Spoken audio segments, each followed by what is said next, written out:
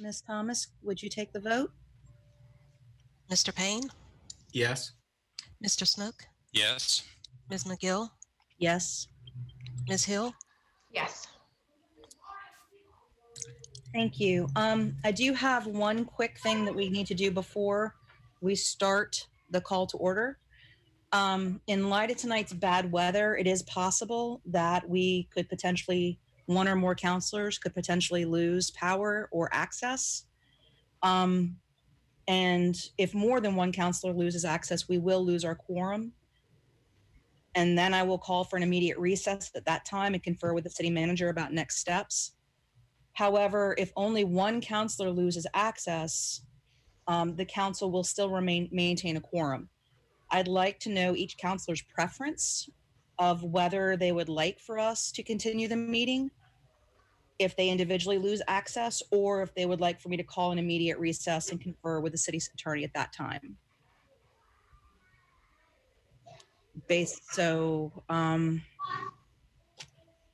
I am fine for the meeting to continue should I lose access. Okay. So am I.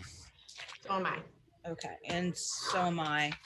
Do I need to then designate somebody if I lose access to chair the meeting?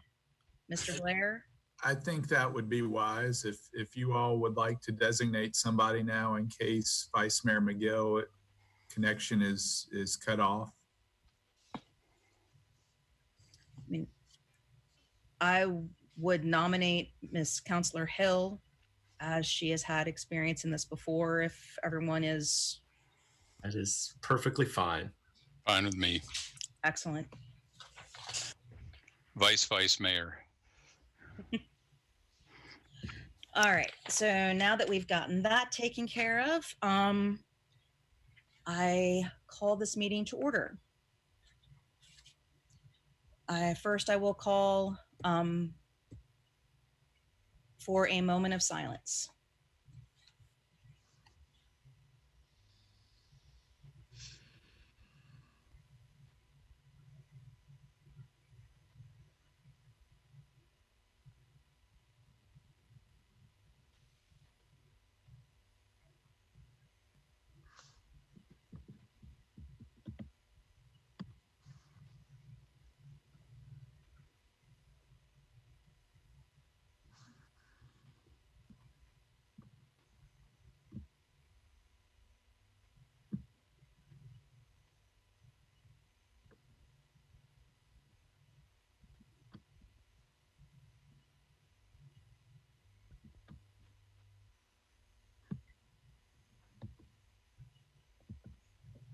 All right, thank you. Ms. Thomas, will you take the roll, please? Yes. Mr. Payne? Present. Mr. Snook? Here. Ms. Walker? Absent. Ms. McGill? Present. Ms. Hill? Here.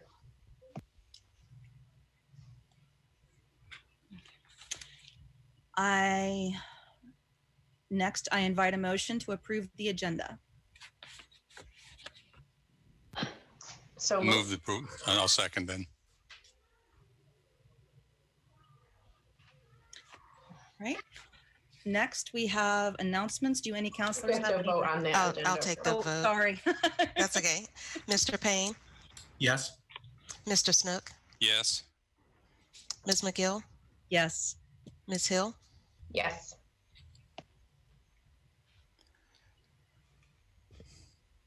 All right. Vote is unanimous.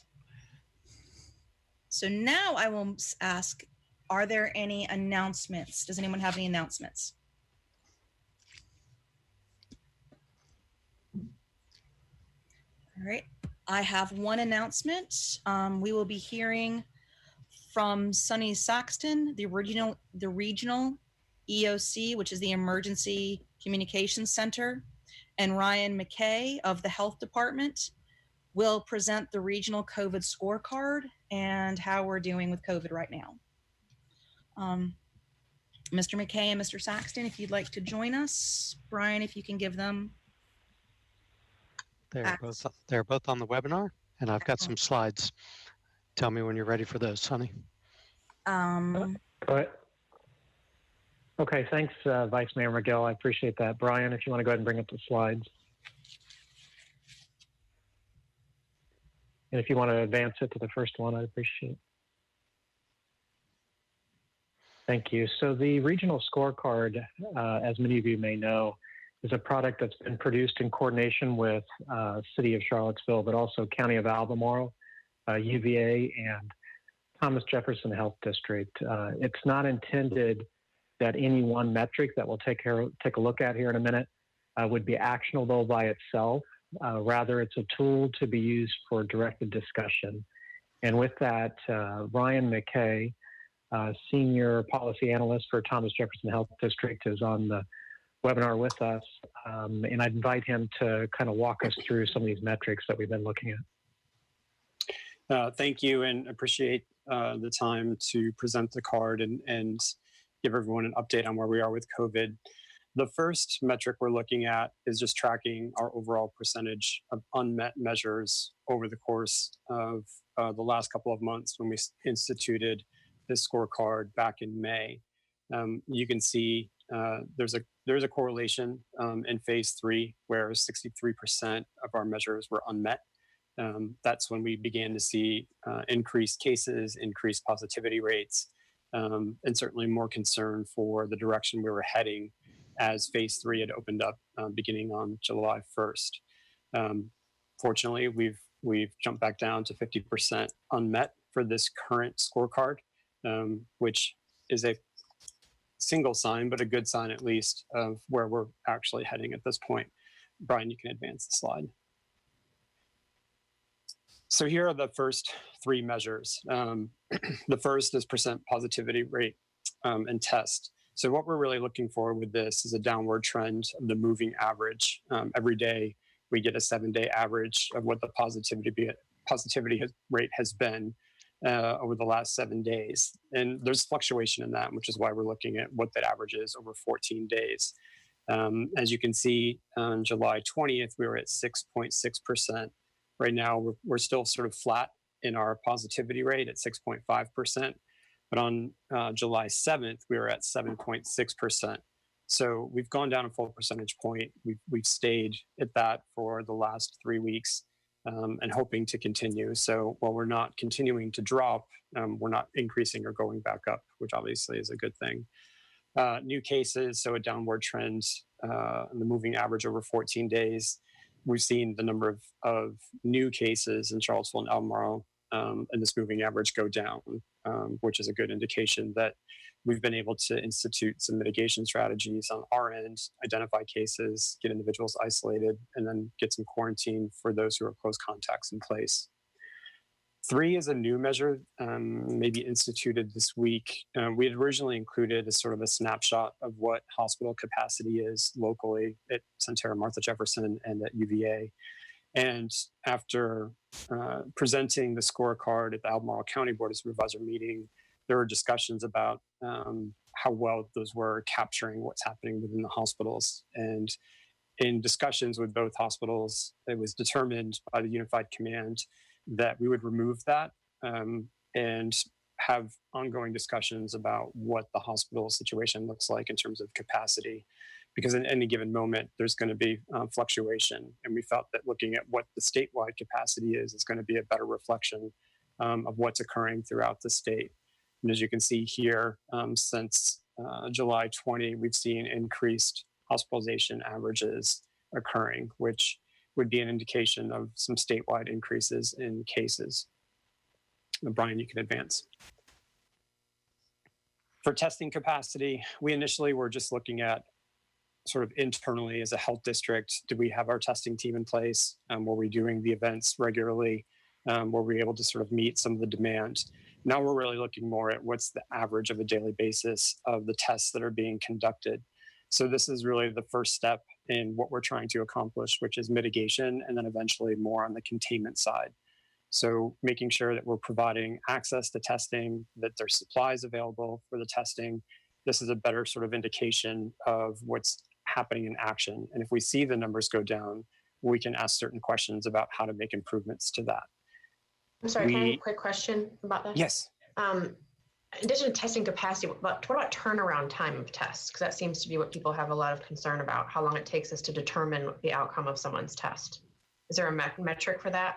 We don't have a metric for that, and that's something that's going to vary depending on where the tests go. So if tests are being sent to UVA or to Centera Martha Jefferson, the turnaround time is very quick. It could be as little as 24 hours, depending on the need.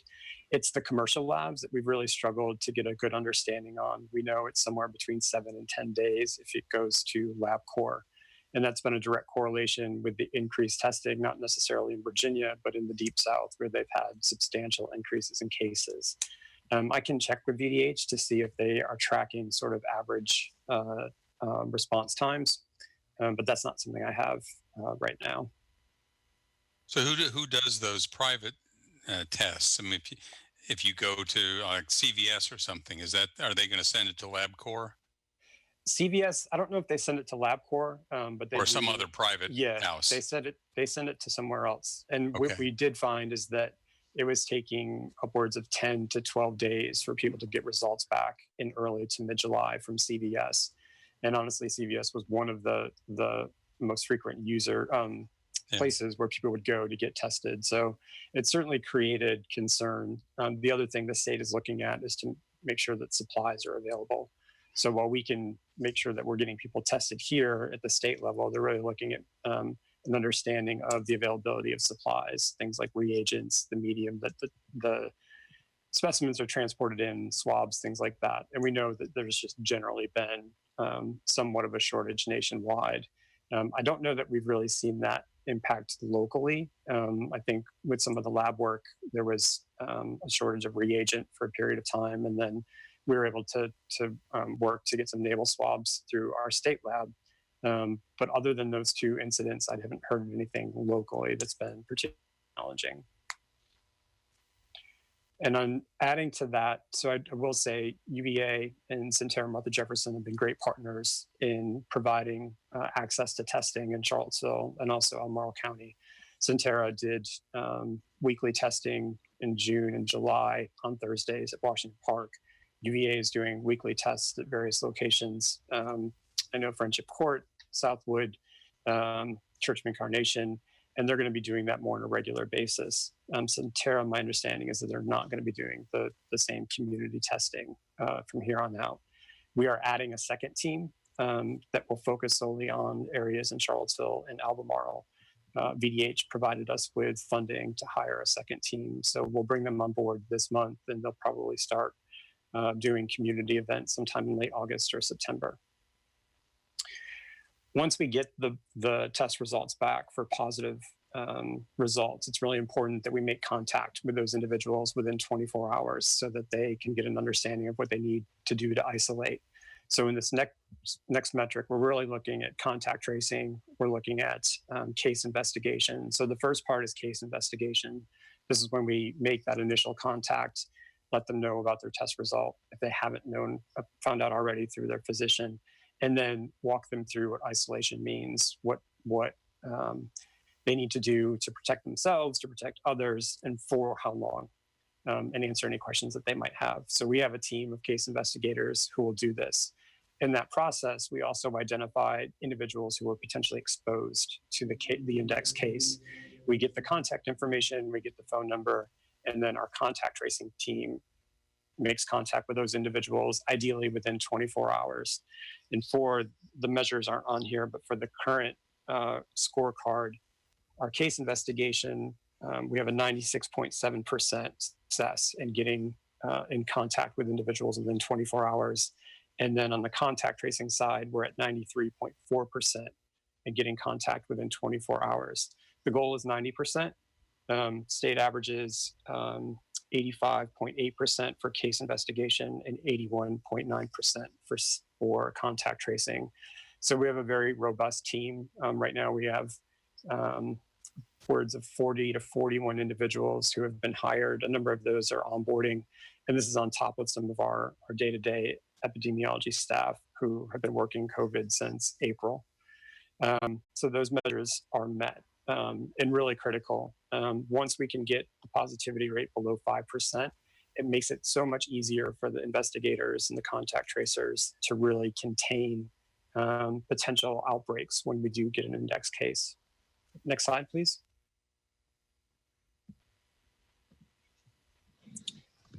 So PPE, the state has been tracking PPE availability for hospitals really since April. And this is a measure that they post, I think it's on our website or the Virginia Hospital and Healthcare Association website. And to our knowledge, we haven't had any issues for healthcare workers or public safety for that matter, getting access to PPE, the personal protective equipment, gloves, gowns, and 95 masks. Where we have seen some shortages where people are unaffiliated. So maybe it's a primary care provider who isn't affiliated with either the hospitals, where they're having individual difficulty getting access to PPE. The regional EOC had set up a donation center to really try to support the supply chain. And we had worked with them to offload some of the things that we were getting, providing access for dentists and other local medical professionals who just didn't have great access to it. So this is of concern, certainly for local primary care providers, and that may impact testing. Physicians may not want to do testing in their office if they don't have the appropriate PPE.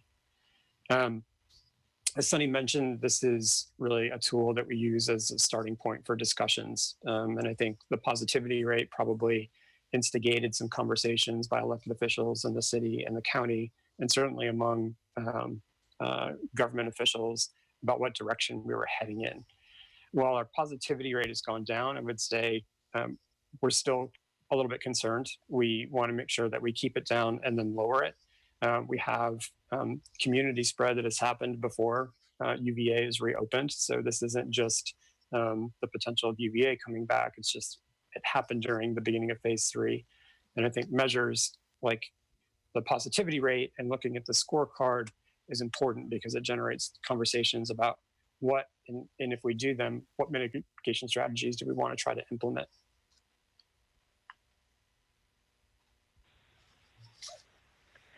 Okay, and with that, Vice Mayor McGill will stand open for any other questions or comments.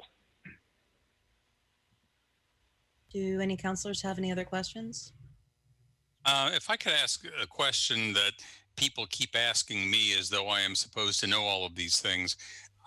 When I look at the daily reports from VDH, from Thomas Jefferson Health District, I have been told that the numbers from the outbreak at the Cedars are not being reflected completely in those numbers. Is there any truth to that? I think if it's fatalities specifically, yes, there's truth to that. And the reason there's always going to be a delay with fatalities. First, there has to be a signed death certificate that indicates that it's related to COVID or directly caused by COVID. Then that gets confirmed by Richmond. And early on, especially, we were getting, it was really difficult to get a signed death certificate from a physician for a number of reasons. The physician's office wasn't open. It was difficult to get in touch with them. And so Dr. Bonds would have to make a number of phone calls and send some emails to make that happen. And so there is going to be a lag time. Now, as far as the cases, my understanding is those should be up to date. It's the fatalities where there's going to be a lag. And when you look at the cases for a nursing home, use Cedars as an example, are all of those going to be showing up as Charlottesville cases because that's where the Cedars is located? Or are they going to be broken out depending on where the person came from before they came to the Cedars? It'll be counted in the locality that the person currently resides in. Okay. So it would, if it's the Cedars, then it would be for Charlottesville.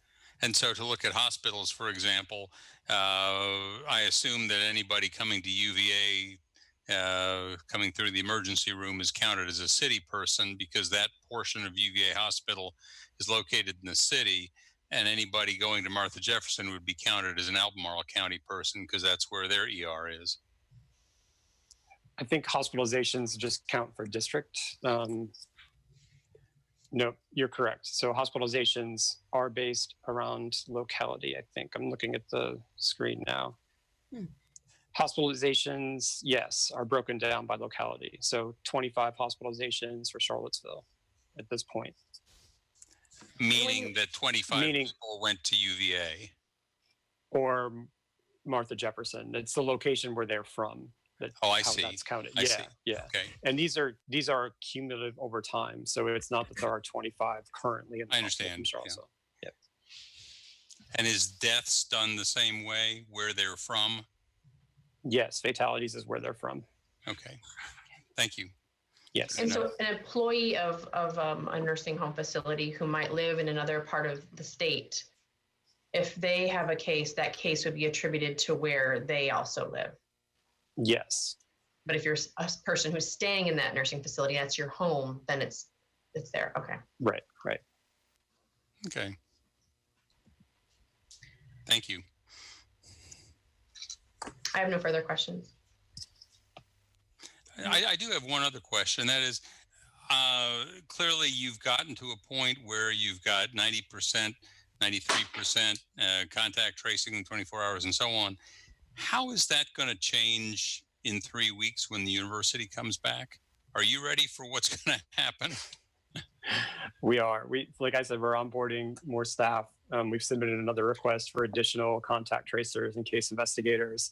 And we've been working really, really closely with the university to make sure that there is a process and a system in place. We have another call with them later this week to talk about that process. And we feel like we're really in a good position to move forward.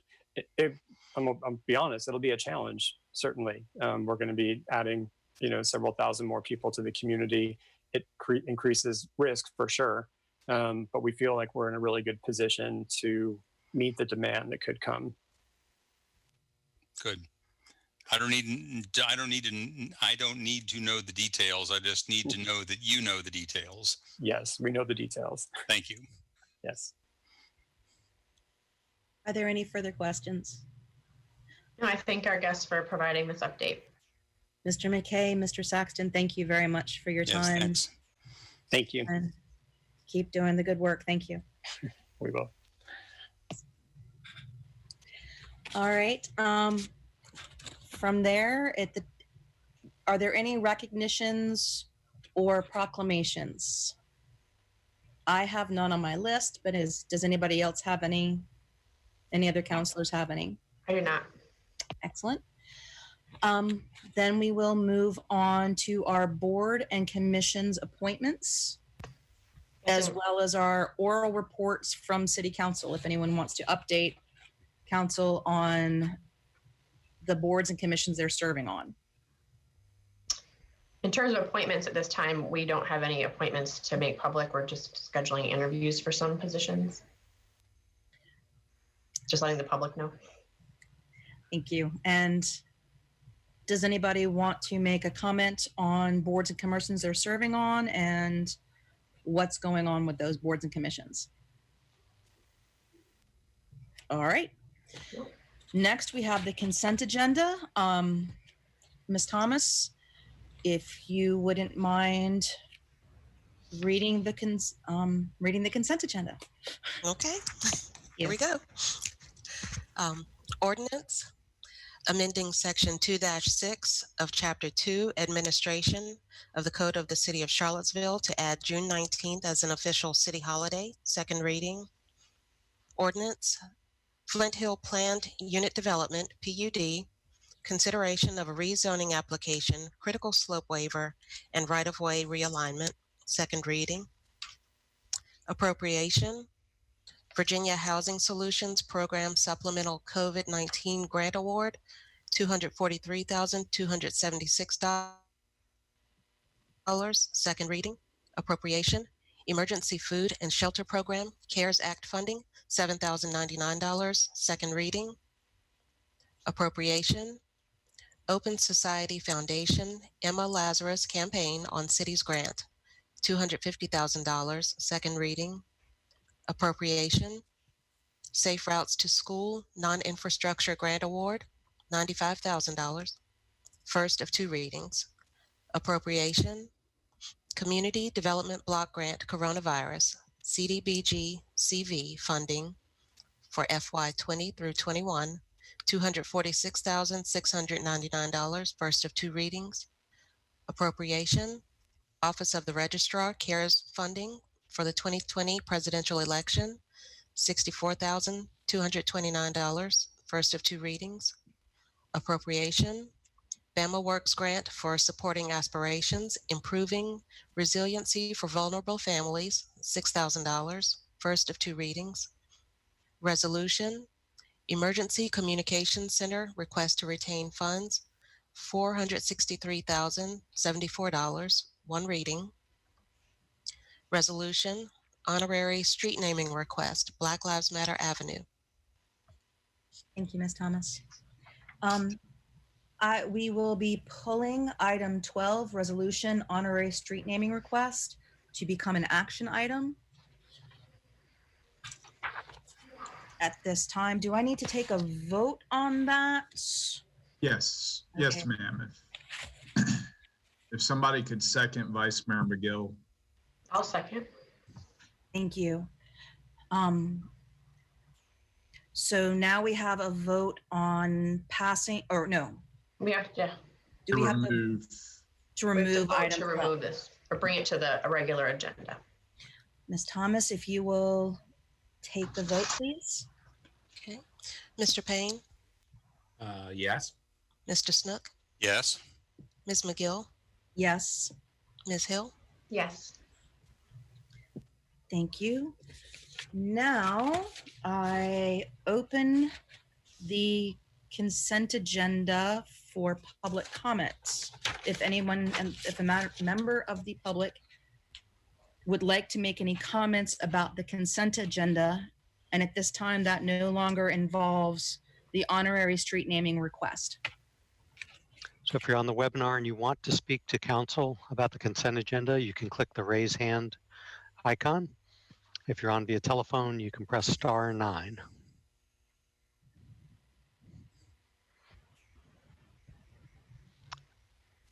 And Vice Mayor McGill, we do have one person. Okay. Reverend Brown, can you hear us? Yes, I can. You're on the city council and you've got 3 minutes. Yeah, I am interested in the name changing. I don't know whether this is the appropriate time or not for me to speak on that.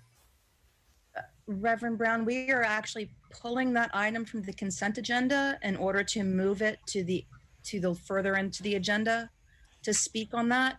I also believe that you are signed up to, no, Yes, I am. you are signed up to speak during public comment. Okay, as so well, correct? I need to wait. Yes. Yes, sir. Thank you Okay. so much. Thank you.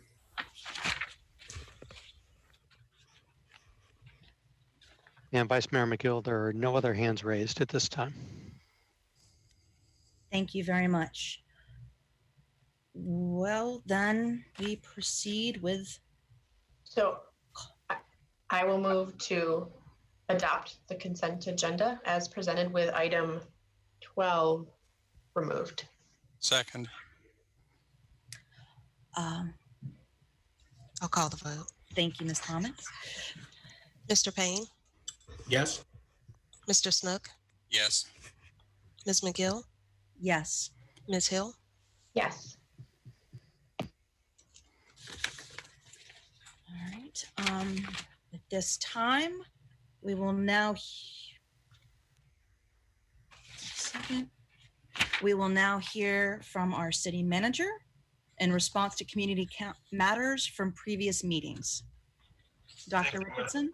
Thank you, Madam Vice Mayor, member of City Council, and the public.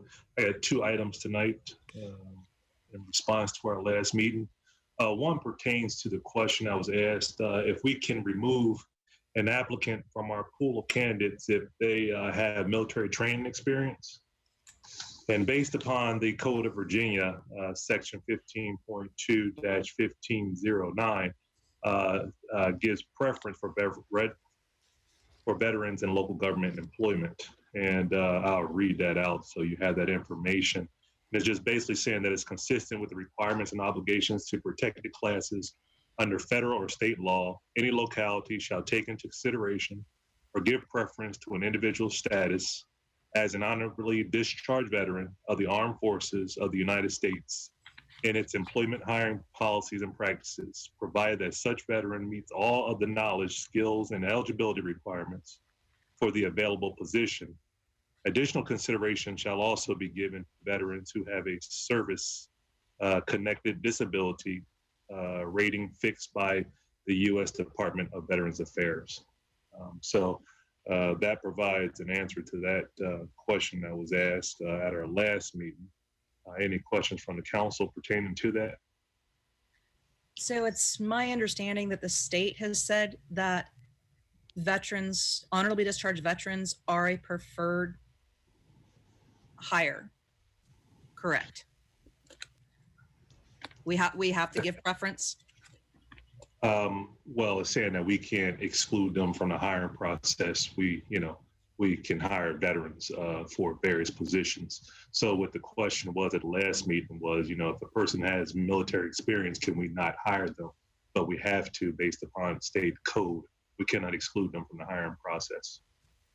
Thank you.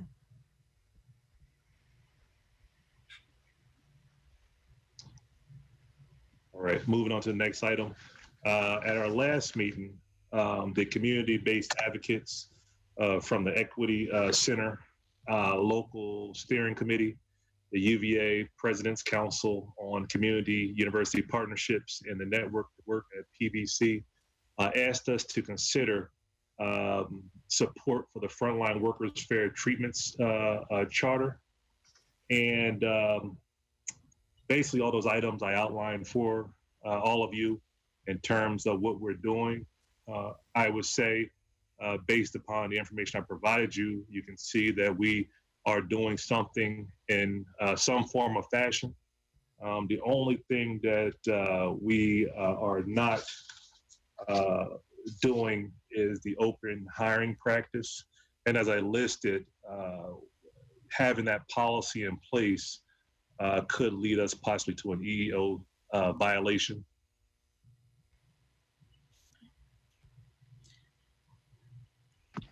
But there was also a recognition that, which is one of the reasons that we were kind of giving pause to participants being able to sign on, was about the premium compensation.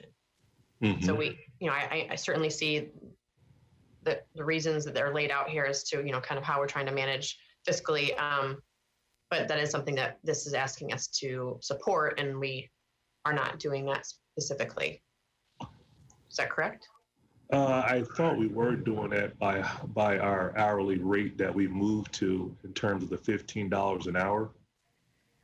But it's not. Unless I misunderstood the question. This is around like workers at risk getting more than a living wage, receiving compensation acknowledges the critical contribution they're making. So it's just those people who are on the front lines having having adjusted pay for the work they're doing. Pay. Yes, that was something that we talked about as a collective group. But at this time, due to COVID and, our, I guess, unforeseen financial future at this time, we did not look at, increasing the hourly wage of those that are considered frontline workers. And the only other question I had was on number 7, pipeline support for former frontline workers. So you addressed if people are no longer with the organization, but I have a question around if people are not willing to risk returning to a frontline position, is there other opportunities that they're able to take within the city if that's the case? Or we're just saying that this is only a situation if there's an unemployment decision made and then they collect unemployment benefits? I was just kind of unclear. Well, from this, what we thought was based upon if they're collecting unemployment benefits, will we connect them with training or resources on jobs within employer networks? And as was mentioned, we'll do all that we can in order to try to find them some, for job placement opportunities. We'll work with them if they don't want to come back to their current position. But we encourage all of our employees to, work with the VEC to get their their unemployment benefits.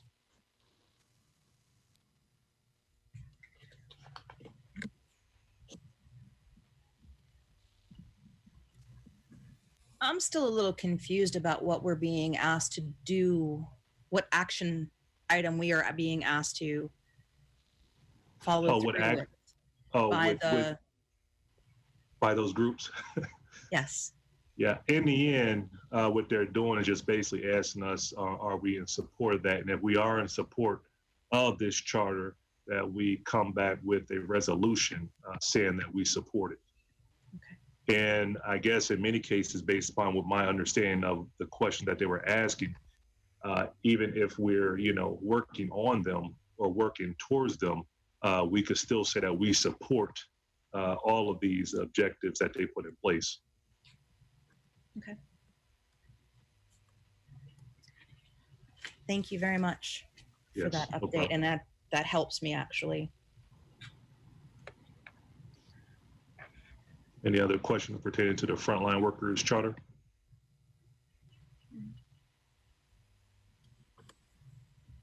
All right, thanks. That's all I have for tonight. Thank you very much, Dr. Richardson. All right, now I will be opening up to our community matters. Beforehand, I'm just making a quick little reminder that we will be staying to the 3-minute rule. I'm not going to be cutting anybody off mid-sentence.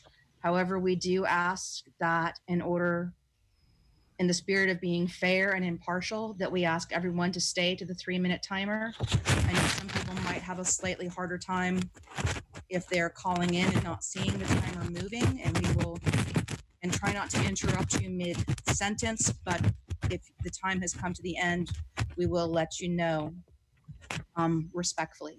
Thank you very much. And now, Mr. Wheeler, if you would open up the community matters. I know we already have 8 people signed up to speak. We do have 8 people.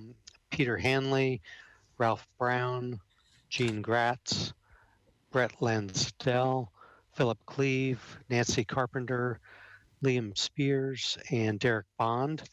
And 3 of those I do not see on the webinar. So if one of those people is on via telephone, please press *9, and we'll assume it's one of you. Otherwise, if you want to speak during one of the other 8 slots, please click the raise hand icon in the Zoom webinar, and we will call on people in the order in which they raise their hands. Council will hear from 16 people at this part of the meeting, and then they will hear from anyone else at the end of the meeting during another public matters session. So let me just search one more time for one of the speakers. So I do not see Peter Hanley, but let me check with one of the phone numbers. Hello, you're on with council. Can you tell us your name and your place of residence? It's Philip Van Cleve. Philip Van Cleve. I'm like speaker 6 or something. It's 5. Okay, yep, you're number 5, and we will come back to you in just a moment, Philip. And so I do not see Peter Hanley, Vice Mayor McGill. All right, well then we will go to the next speaker. Thank you. Ralph Brown. Reverend Brown, can you hear us? He's got 2 sessions, so let me try his other one. Ralph Brown, can you hear us now?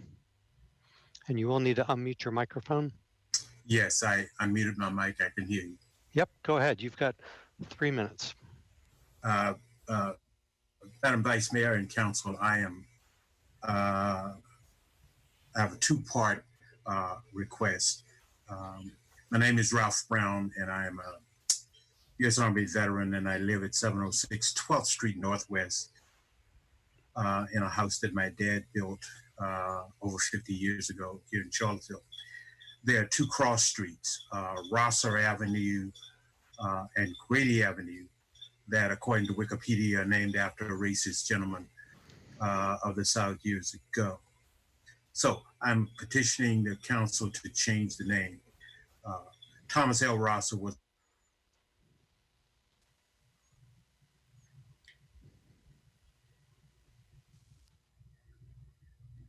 Reverend Brown, can you hear us? Your mic dropped out. Reverend Brown?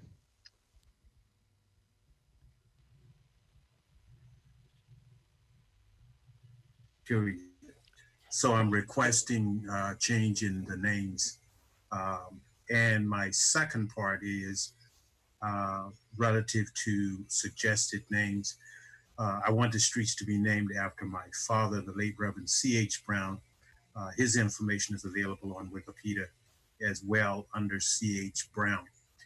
Because he built at least 8 buildings in this neighborhood, 2 houses facing on Grady and a house and the historic Holy Temple Church facing on Rosser Avenue. He also built 4 houses on 12th Street, including the one that I live in, but that's 704, 706, 708, and 705 across the street. And then there's a house facing on Rosser as well as the church. So I received a form earlier today about the honorary street designation, which I have not contemplated as to the mechanics of how, but that is my request. Reverend Brown, I apologize, but at some point when you were explaining about Rosser and Grady, you cut out. Okay. And I wanted to give you the opportunity to express that, please. Okay. What I said was that there are 2 cross streets, Rosser Avenue and Grady Avenue, both according to Wikipedia, are named after racist gentlemen of the South. Thomas L. Rosser was a major general in the Confederate Army, and William W. Grady advocated the support of white supremacy. In fact, Grady said, and I quote, "The supremacy of the white race of the South must be maintained forever, and the domination of the Negro race resisted at all points and all hazards because the white race is a superior race." So my position is that both of the streets' names should be changed, both Grady Avenue and Rosser Avenue. And I only found it out because I was researching the name change for my father. And I've lived here over 50 years and did not know that both of these folk were Confederate generals. I further found out that Venable School is named after a Confederate soldier general as well, but I'm simply suggesting the changing of the name of those 2 streets and suggesting that my father, because he has contributed, well, he built over 150 houses in the Charlottesville area. Thank you very much, Reverend Brown. I truly appreciate you going back and explaining that missing piece there. Thank you, sir. Next up is Jean Gratz. Jean, you're on with City Council. You can unmute your microphone. Can you hear us? Hello. Hello, you've got 3 minutes. Thank you. I'm Jean Gratz. I live at 1409 Cherry Avenue for 30 years. The city code has speed limits set at 25 miles an hour and then lists exceptions. There are 4 streets in the city of Charlottesville that are 2-lane, undivided, and 35 miles an hour.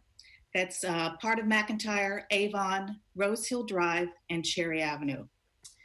So to many, Cherry Avenue is a fast street to get to UVA or downtown, but to us, it's a neighborhood. From Bridge to 9th, it's primarily business with Tonsler Park. From 9th to Cleveland, it's residential with a couple of schools. It's a hilly, curvy street with a lot of cars, bikes, pedestrians, some bike lanes, some street parking. And I think the 35 mile an hour exception is excessive. It is difficult to get in and out of the business driveways, your personal driveway, difficult to cross the street, hard to access transit stops. The curves and hills affect the sight lines. There are insufficient sidewalks. Crashes causing injuries, but more commonly property damage are common. My car was totaled while parked in my driveway. I accessed TREDS, which is the Traffic Electronic Data System, treds.virginia.gov. In 2018, there were 12 crashes on Cherry Avenue. In 2019, there were 14 crashes on Cherry Avenue. In comparison, Park Street had 2 and 4 crashes. It is important to note that these crashes were not clustered around a particular intersection, nor did they occur at a particular time of day or night. During these years, both years, 2 crashes, only 2 had speed or alcohol related. What this tells me is that people are driving on Cherry Avenue unimpaired within the legal speed limit and still crashing. I can find no logical reason for these 35-mile-an-hour exceptions. In fact, the crash data shows that 35 miles an hour to be unsafe, and I feel unfair to the residents. To be consistent within the city, I believe all 2-lane undivided streets in the city should have the same speed limit, 25 miles an hour, no exceptions. Thank you. Thank you very much.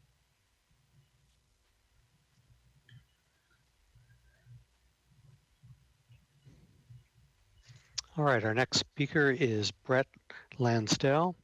And when people join the webinar, if you could tell us your place of residence. Brett, can you hear us? Hello, can you hear me? We can. You've got 3 minutes. Thank you. Good evening, and thank you, Vice Mayor McGill and members of City Council. My name is Staff Sergeant Brett Lansdale. I'm from actually Ashburn, Virginia. And first off, I guess I'm glad that you're proudly considering veterans for employment opportunities. So thank you for that first part that we heard this evening. As one of the magic 8 speakers tonight, I know my timer is precious. So let me first say thank you for providing this free speech platform for me and others to state our strong opposition to any further gun control legislation in Charlottesville. My Marine brothers and sisters, we often travel down to Charlottesville to actually get away from the craziness and the pace of up here in Northern Virginia. So this legislation is very important to me and very important to us. And yes, every time we come to enjoy everything that Charlottesville has to offer, I and others, we're also carrying our handguns appropriately concealed. For most of us on this issue, we just want to be safe. We want to protect ourselves and proudly follow our Second Amendment rights. And so let me be clear, the proposed legislation, which sadly mirrors the legislation passed in Alexandria and Arlington, will serve to do nothing except keep the good guys, us, from having our defensive weapons. You're only giving more destructive space to those that don't even listen to the rules in the first place. And I know Charlottesville knows better than many about the tragedy of providing destructive space for those willing to do harm. So if we wanted to look at our common ground on this issue, we, the concealed carry holders of Virginia, have the same mindset of those that are proposing this ordinance. We fear that someone somewhere might do something horrific. The difference on the issue is we have concerns about the person. This ordinance improperly fears the weapon.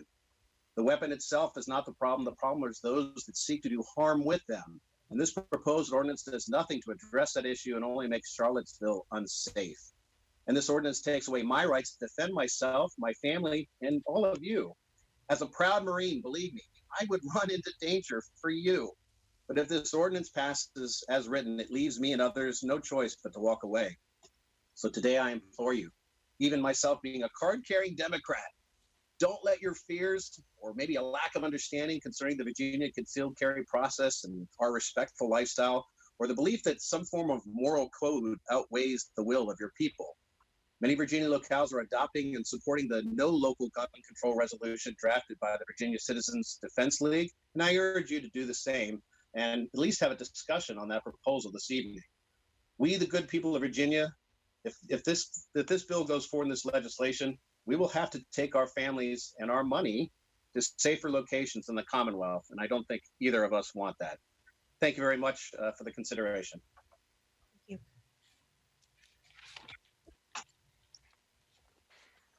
Next, Vice Mayor McGill, we have Philip Cleve Philip, are you still with us via telephone? Yeah, it's Philip Van Cleve, Philip Van Cleve. Yeah. Great. You've got 3 minutes. Oh, okay. Thank you. I'm the president of the Virginia Citizens Defense League. You probably remember the massive rally in Richmond that we had on January 20th. It was made national news and even to some degree worldwide. 50,000 people showing up in support of the right to keep and bear arms in self-defense. Totally peaceful, no arrests, and Richmond was cleaner when we left than it was when we arrived. So, the kind of people that make up this organization are your concealed handgun permit holders and other gun owners that all are lawful citizens. The vast majority of vast majority of gun owners in this state are all law-abiding. To take away their rights with this proposed ordinance that you're looking at is wrong. It's just totally wrong.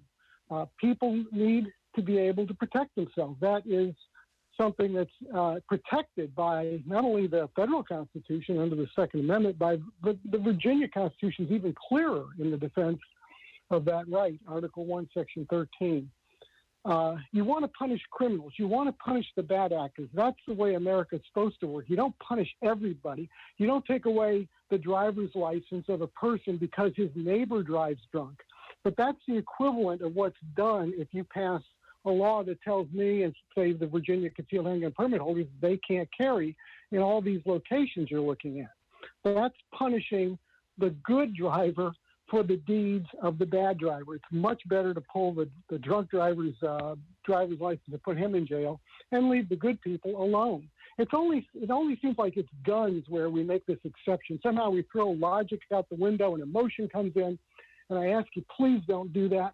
Let's look at this logically and with reason, and let's protect that right. We're looking for ways to capture the bad people and get them off our streets.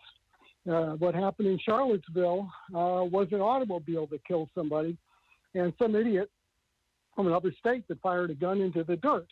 That's it. And for that, you really don't want to take away the rights of 635,000 permit holders and 2.5 million law-abiding gun owners in this state.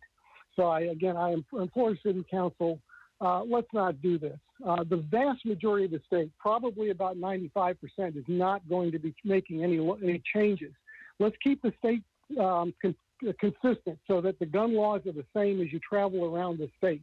Northern Virginia is breaking that mold, and that's a horrible mistake.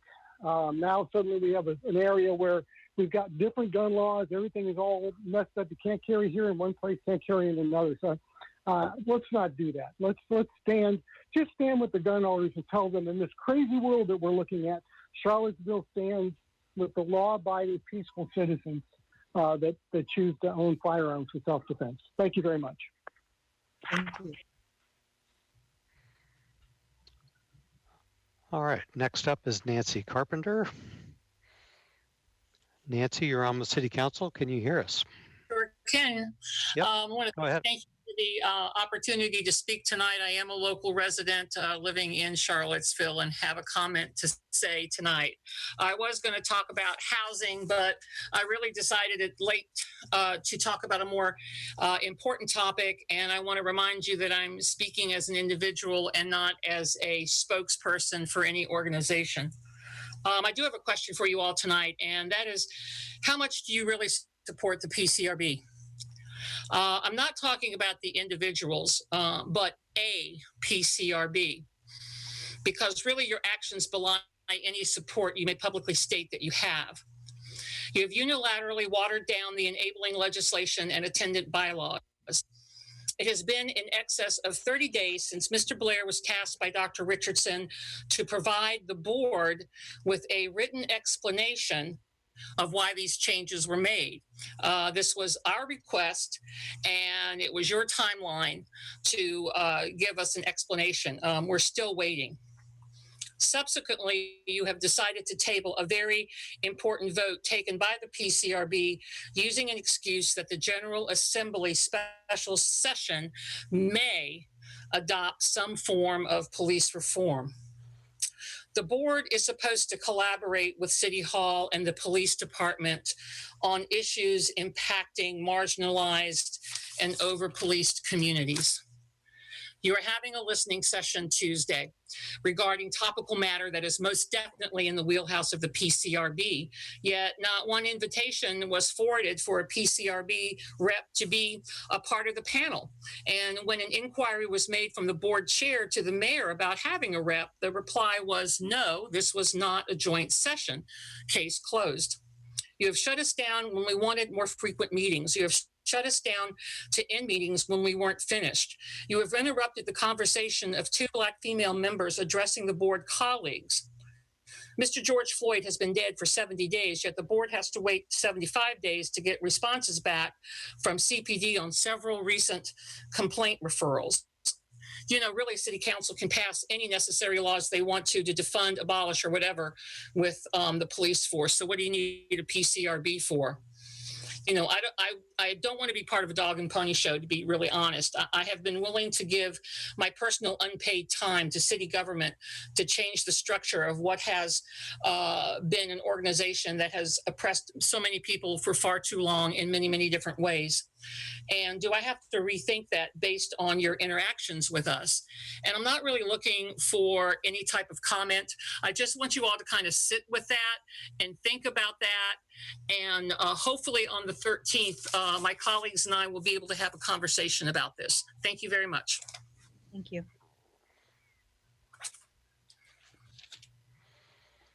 All right, we have two additional speakers from the original list, Liam Spears and then Derek Bond. If you're on the webinar and you want to speak to council, you can click the raise hand icon. If you're on via telephone, you can press *9. Mr. Spears, can you hear us? Hello. Hello, you're on with City Council. You've got 3 minutes. All right, dear Vice Mayor McGill, City Councilors, and government officials, thank you for this opportunity to speak. My name is Liam Spears, and I reside at 2021 Ivy Road, just inside the border of the city limits next to Albemarle County. I'm addressing you today as a Charlottesville City resident to express my disapproval of the proposed amendment to City Code Chapter 33 regarding firearms. My understanding is that this ordinance would completely prohibit the possession of firearms, ammunition, etc., on city properties and city buildings, as well as within city parks and streets during special events. In effect, it is a firearm ban that would make government property in our city into a gun-free zone. And I'm urging City Council to reject this proposed ordinance for 2 reasons. 1, it is an unconstitutional restriction on personal freedom, and 2, it's dangerous to the safety of city residents and city employees. Article 1 of the Virginia State Constitution states that, quote, the right of the people to keep and bear arms shall not be infringed, close quote. This ordinance is a clear infringement on the right of the people of this city to bear arms on city property in a peaceful and responsible manner. It is unconstitutional, wrong, and accomplishes the opposite of our government's function. Instead of securing and protecting the rights of the people, this ordinance will diminish and restrict the rights of the people. And secondly, rather than ensuring the safety of the citizens, I think this ordinance will cause city residents and especially city employees to be vulnerable to criminal activity. Even if there is an exception made to this ordinance for CRHA housing, as was discussed at the previous council meeting, city employees will be unable to bear arms for self-defense while they're at their place of work. So this makes city employees less safe and advertises them as targets for criminal activity. And ironically, this will directly affect you all. If you are working late into the night at a council meeting and you're assaulted on your way back to your car, you will be unable to protect yourself in that moment. You may be able to call the police, but you won't be able to pull out a concealed weapon and defend yourself. So out of concern for constitutional government and the protection of human life, I strongly plead with you to reject this amendment to the city code. Please continue to allow Charlottesville residents to exercise their freedoms in a responsible and peaceful manner. Thank you for your time and consideration. Thank you very much. And next up is Derek Bond. And I no longer see Derek on the webinar. And I want to just repeat the first name that was on the sign-up sheet, Peter Hanley. Peter, if you're one of the telephone numbers on the call, please press *9.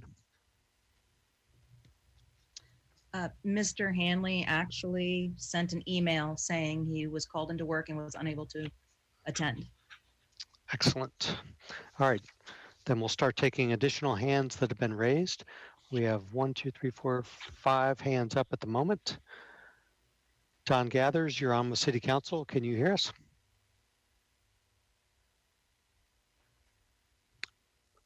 Mr. Gathers will be the 7th speaker. Don, can you hear us?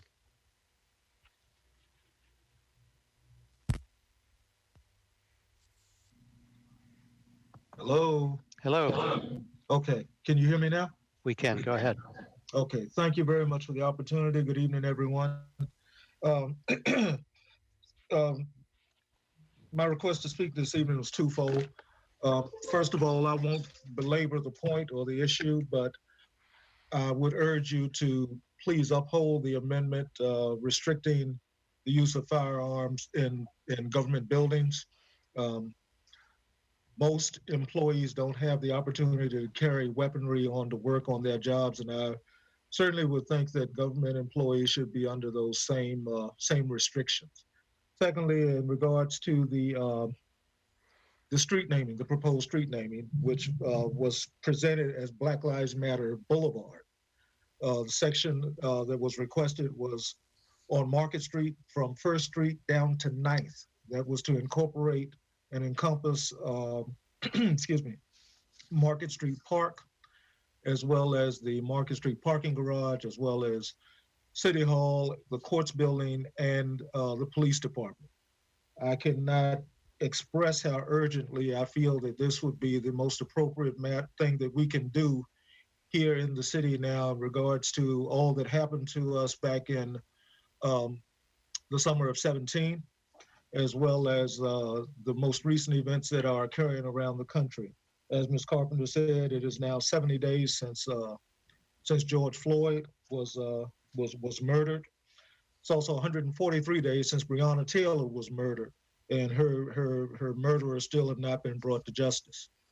I think that while this is a symbolic gesture, it truly is a powerful measure and powerful gesture that we can send forth not only to the residents, but to those living here in various communities around the Commonwealth, as well as our brothers and sisters across the country. And I certainly would urge you to consider the request as it was placed, and not to look anywhere else in the city, not to look anywhere else that has less visibility in the city, not to go off of Market Street. If you want to make it a more visible area, then you can look to Main Street. But I think that stretch of the city would be most important and most relative and viable to the request and to what we're facing right now as a nation. Thank you very much. Thank you, sir. And the next 4 speakers are Elizabeth Stark, Dorinda Johnson, Harold Foley, Gloria Beard, then Sarah Burke. Elizabeth, you're on the City Council. Elizabeth Stark, can you hear us? Hi there, can you hear me? We can, go ahead. Okay. Thank you. Hi, I'm Elizabeth Stark. I'm with Charlottesville DSA and the People's Coalition. I live on Fairway Avenue in the Woolen Mills neighborhood. First, I want to bring to your attention that there are 7 evictions on the City General District Court docket tomorrow. There are 9 evictions coming up on August 11th. We need to take all possible action to halt these evictions to keep people in their houses. I know there are some resources available, but unfortunately what happens is the people that most need help don't show up to court, and they get ruled against, and the eviction starts happening to them. I'm aware that Mayor Stoney and the president of the Richmond City Council requested the general district judge to enact a local moratorium in Richmond. I'm also aware that Governor Northam has requested that the Supreme Court of Virginia enact a moratorium, but it would only be good through early September. These measures are important. I'd like to see some movement from City Council, at least trying to get these enacted. We need help. People need to stay in their houses. And, you know, the most vulnerable people are the ones that don't show up to court. They don't learn about their rights or resources. They just get caught up in the system. The second thing I want to say is that I second what Nancy said. I'm very frustrated about what's happened with the PCRB. I'm frustrated that y'all haven't taken more action to be supportive of it. I see them trying to enact strong, bylaws and the original ordinance, and I see you thwarting them. And it's really frustrating and it's really disappointing. And with this conversation that's coming up tomorrow about policing, the thing that you can do right now to help policing in Charlottesville be less biased, less racist, is to take action and support the Civilian Review Board right now. I want to say that it's just getting to be a lot. And in some ways, I don't feel this is the council that I voted for. And I'm really looking to see action from y'all. Thank you.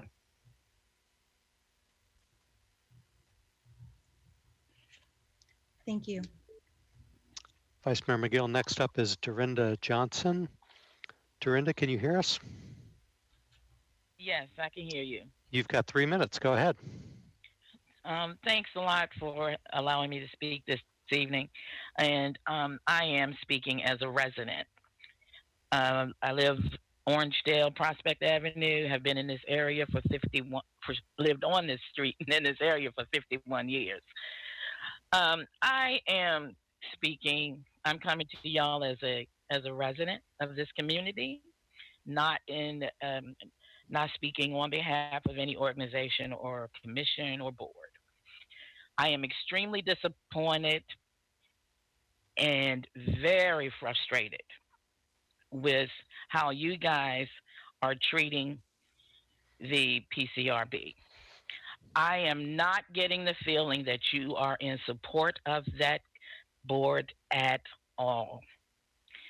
When I found out about this listening session that you're having and that no one from that board could partake in that, that's causing a division right there. And that, to me, it appears to me that you're undermining the PCRB. Why would you do that? Why would you set that up without consulting or talking with the PCRB? That, to me, was something that the PCRB should have been doing. If the PCRB and City Council cannot work together, and if this division that you have caused continue, nothing will be accomplished.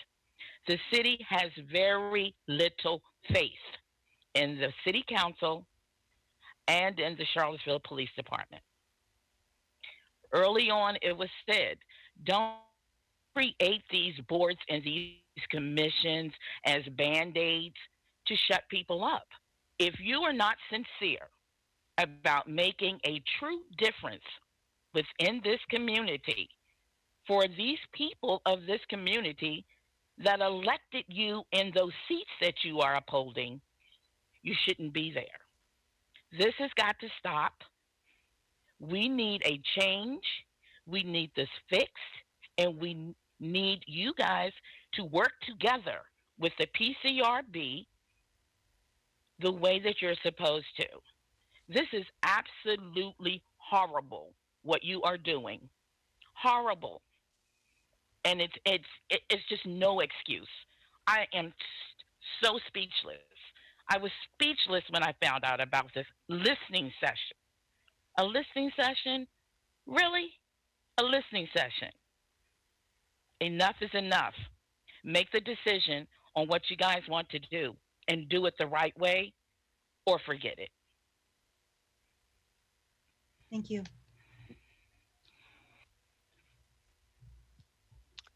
Our 10th speaker will be Harold Foley.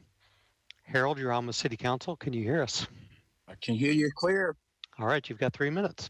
So once again, with the PCRB, it feels like Groundhog Day.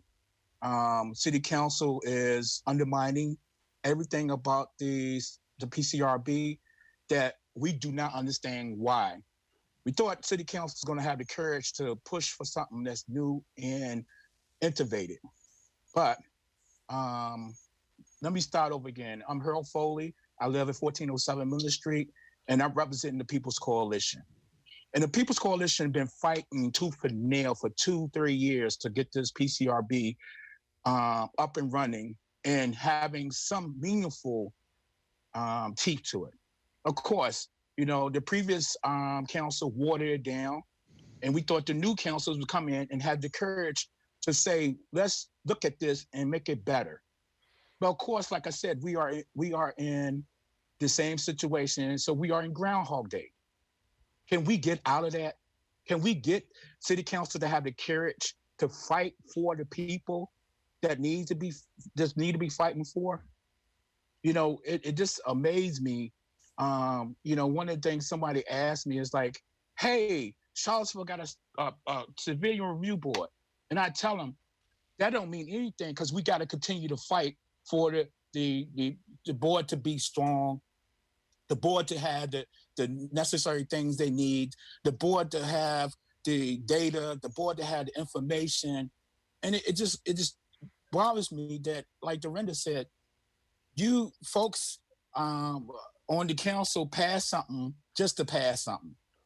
And, you know, it's really, I think, discerning to the community. And one of the things I know for sure that what probably happened is everybody probably will resign off that board if they don't get what they need.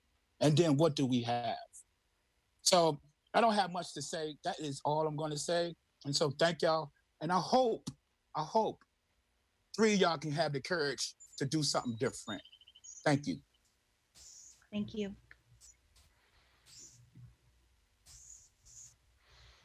All right, our next speakers in order will be Gloria Beard, then Sarah Burke, then Walt Heineke, then Tanisha Hudson, then Katrina Turner.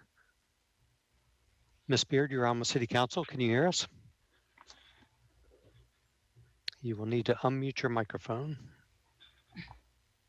How's that? You hear me? That's good. Go ahead. Wonderful. Well, I got two things, and I'm Gloria Beard, and I live at 1116 Page Street, Charlottesville, Virginia. I'm speaking as part of the People's Coalition and one of the original people that helped, form this board. And my question, because when we were writing the bylaws, I was thinking that we could sit down with the board that's chosen now. All of these people, but look like to me it's taking so long because nobody has really said, I don't know what's going on with this board. And we did this for the people, the community. I'm part of the community as well.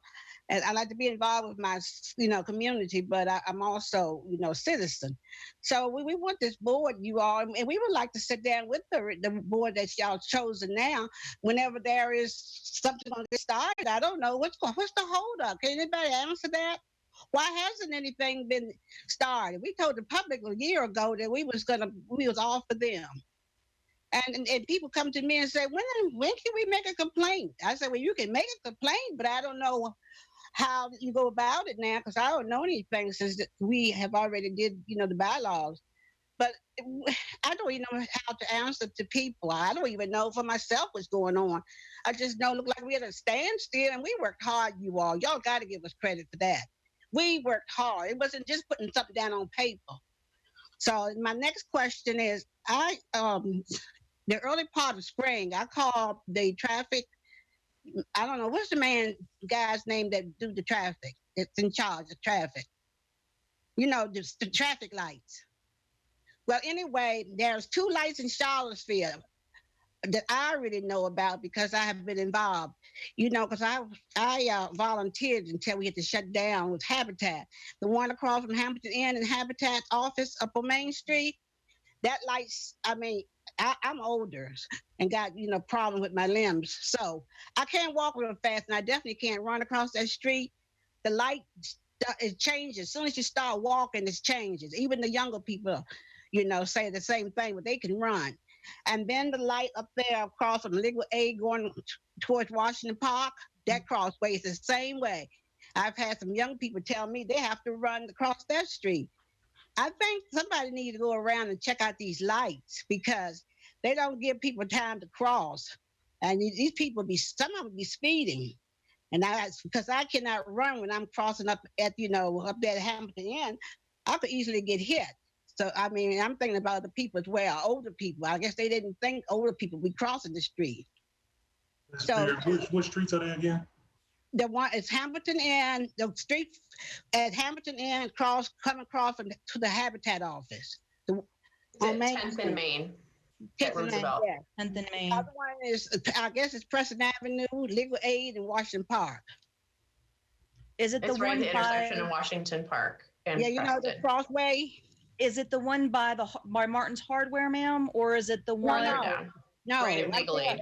Yeah, it's further up there where Legal Aid is. It's right in front of Legal Aid. Yes. Okay, so more on the Grady section then. Where's Grady? Okay. No. On the Preston section where it goes up to then eventually becomes barracks, right across between Washington Park and the Legal Aid building. There's a stoplight there? We're talking about crosswalks. Crosswalk. Oh, the crosswalk light. Okay. Okay, that's where I'm mixed up because okay. And I called the gentleman that's in charge, and he hadn't checked it as well, it was in the spring, so I don't know what's going on now because Habitat shut down, and I volunteer for Habitat, but we shut down till future, because of this virus. But anyway, I don't know if anything changed, but he hadn't did anything the last time we spoke, and he hadn't gotten back with me, so I just decided to see if y'all could just check that out for me. All right, I have a check with Brandon Duncan. That's who you're talking about. I'll have a conversation with him. Thank you, Ms. Beard. Our 12th speaker is Sarah Burke. Sarah, you're on with City Council. Can you hear us? I can. Hey, go ahead. Great.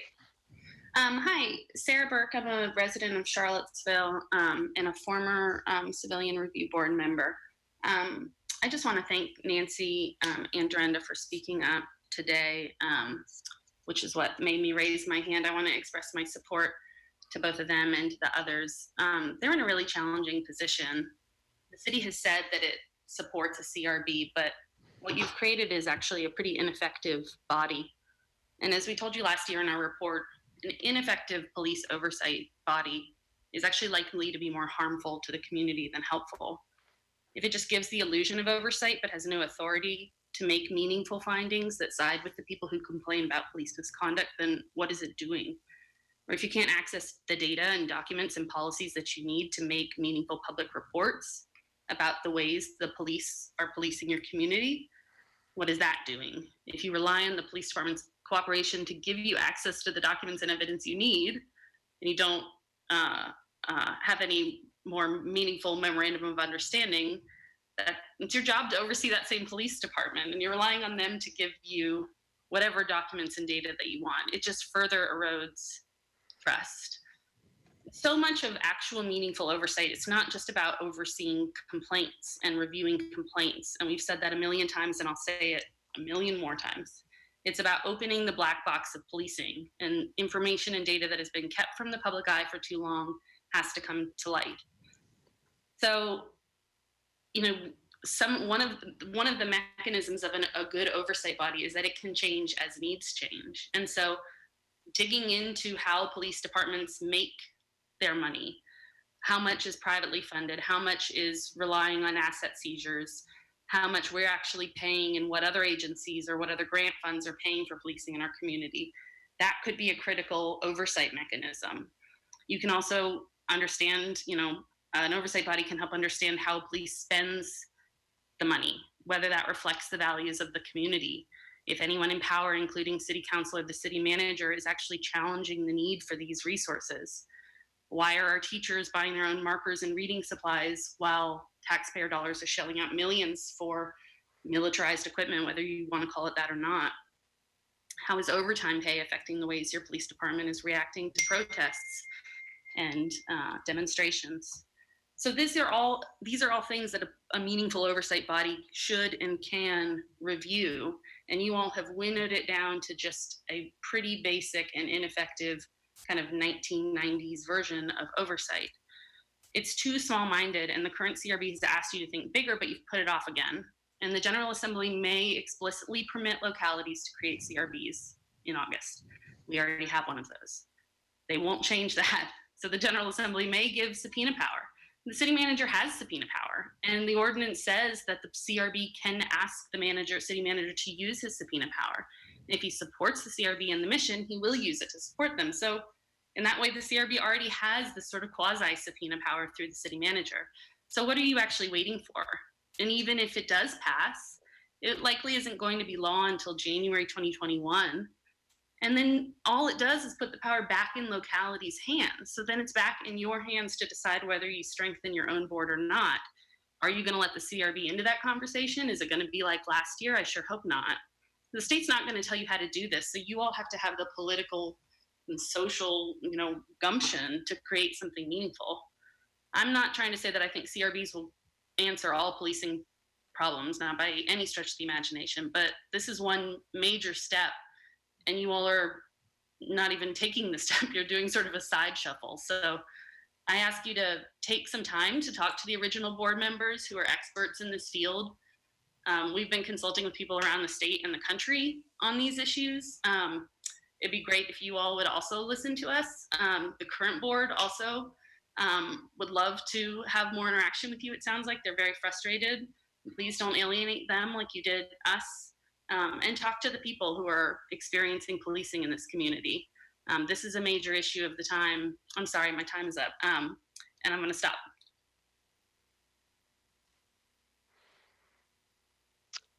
We've got 3 additional speakers: Walt Heineke, Tanisha Hudson, Ange Khan, and Katrina Turner. If I thought you had your hand up, if I might have clicked a button that lowered your hand. There it is. Okay. Just want to make sure I didn't lose you. All right, Walt Heineke, you're on with City Council. You've got 3 minutes. Thank you very much, and thanks for the opportunity to speak tonight. I think what you're hearing tonight about the CRB is basically people in the community feel like we've been engaged in a bait and switch game. If you go back and look at the original resolution that was passed and replay the City Council meeting in which that resolution was announced and formulated, you'll see a lot of passion and desire and direction to create the strongest PCRB possible. Your initial PCRB did that, and now you're rejecting it, and now you've watered it down.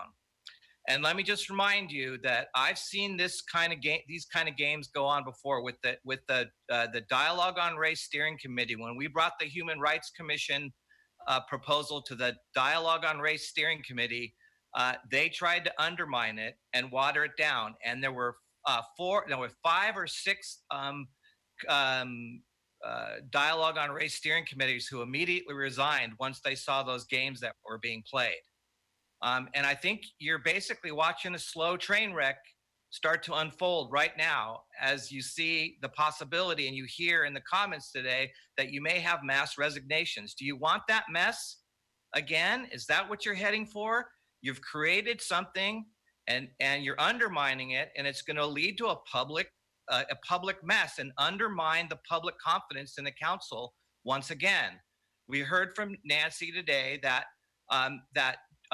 Mr. Blair was asked to provide the reasons why the original ordinance was changed, and it hasn't been delivered.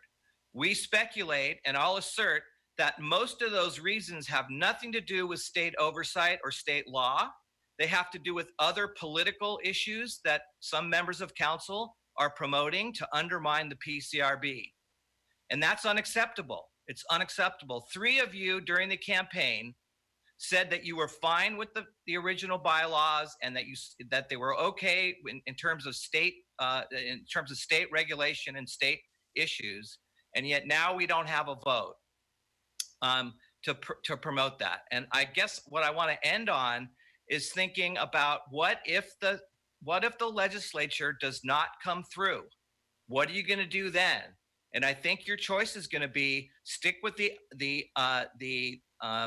watered down version, which will not have community confidence and will turn out to be a train wreck, or you can take the risk and stop paying attention to your risk managers and take the moral position that we need to go back to the original bylaws and take the risk and vote it in and see what happens. You can always back off if you get sued. Thank you.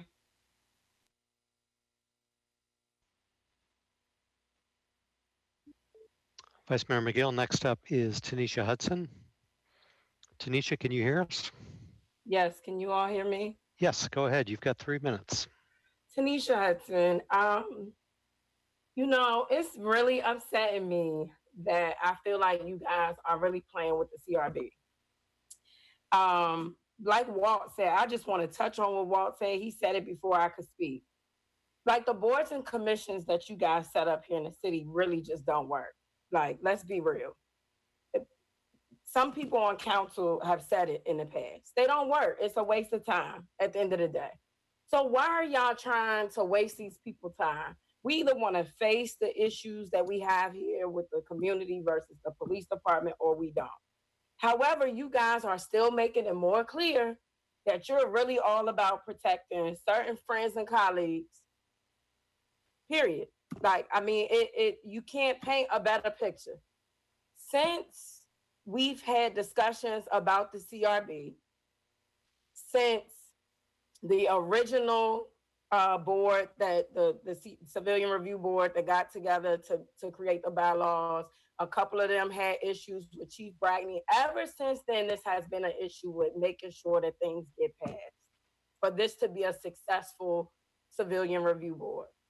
I mean, I can't paint this picture anymore for y'all that a lot of stuff downtown is just personal.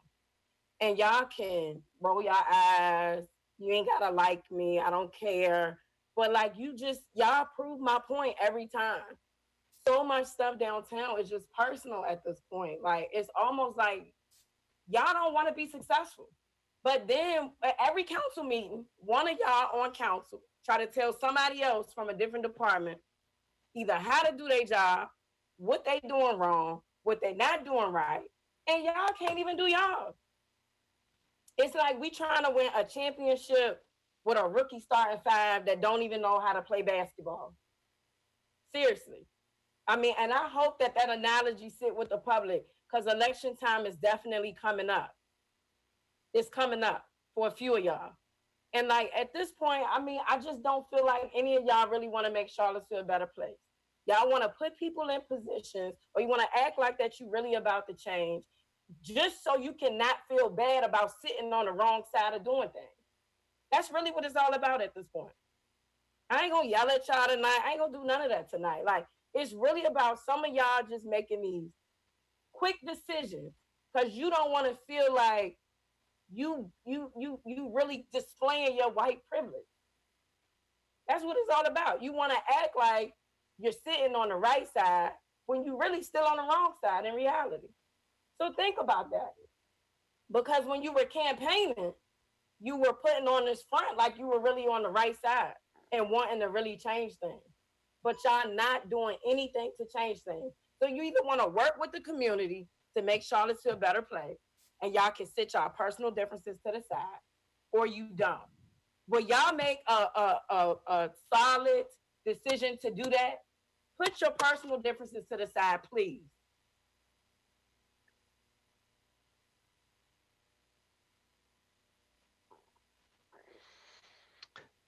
We have 2 more speakers. Next up is Ange Khan. Ange, can you hear us? Yes, I can hear you. Hold on. Go ahead. You've got 3 minutes. Can you mute me? Can you mute me for a second? I can. My dogs are having a little fight. Give me one. And, we could go to the next speaker, Katrina Turner. Katrina, you're on the city council. You've got 3 minutes. Can you hear us? Yes, I can. Yeah, go ahead. You hear me? Yep. Katrina Turner, Charlottesville. First, I want to say thank you, Tanisha, for pointing out that this has all been personal about this CRB. And I myself, I'm one of the initial Civilian Review Board members, and I'm one of the members that has had everything thrown at her, you know, down from the chief of police to the former Commonwealth attorney and whoever else wanted to try to come at me. Okay. But the amount of time that you all gave the CRB for a meeting and rushed the CRB off that night, and then you all stayed on till what, 2:30 in the morning, but only gave the CRB a little bit of a couple of hours, you know, and rushed them off because, you know, people had to go to sleep and they had kids and this and that.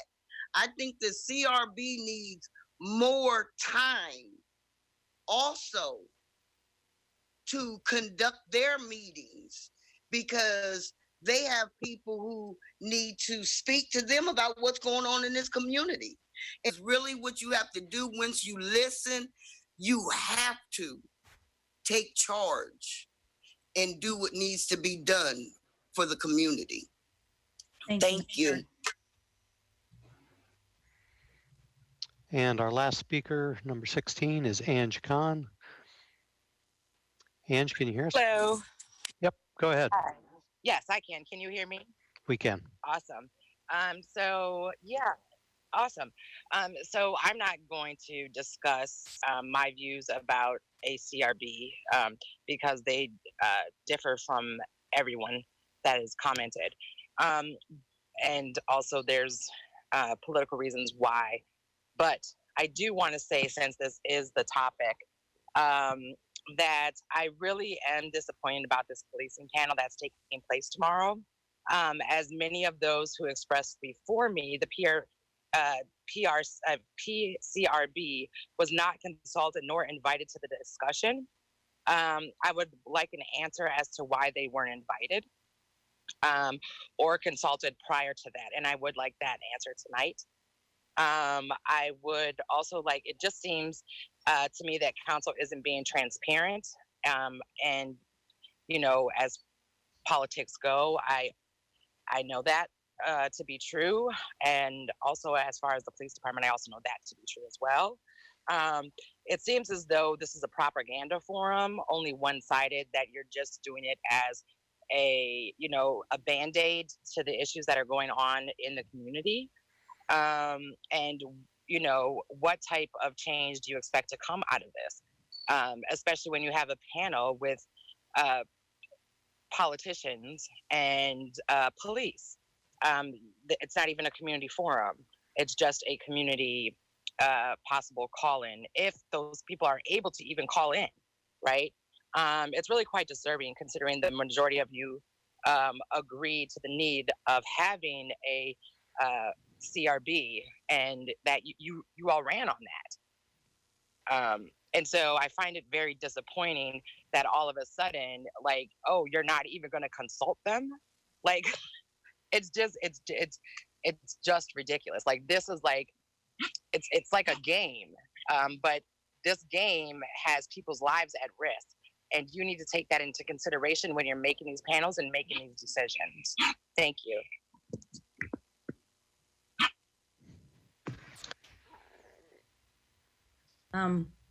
I would just like to speak as to, I guess, quickly why this forum is coming about, because we all recognize that we needed to hear from the community as to what the community wants and where the problems are being identified, that 5 people can't figure this problem out. And we needed to start somewhere. It has nothing to do with trying to keep the PCRB away out of this. All it is honestly a chance for council to hear from the community. the whole community, because we're hearing from different people, different things, and it's just a starting point. There's a lot of big issues, and they have their tendrils that spread throughout so many different things, that there are no clear-cut answers. So the only way that we can even begin to come about answers is by bringing the community in and listening to the community and taking, I mean, we're not even speaking tomorrow. All this is about listening. Then once we get a series of questions in one place that we can actually start looking at, what does the community care the most about? Where should we start looking at first? It's such a huge problem that it's too big without some direction. And we need to know from the community where to even start to begin. That's all this is. And it's also a way to try to be transparent, because we don't want to be having these discussions behind closed doors. So all of this is about, the fastest we could do was to get it on the books tomorrow and to start. Regretfully, the reasons we have limited amounts of time for various meetings is because we simply don't have the capacity right now to have all the meetings with the Freedom of Information Act, with our public meetings acts, to make them happen legally with their staff capacity. There's nothing else behind it.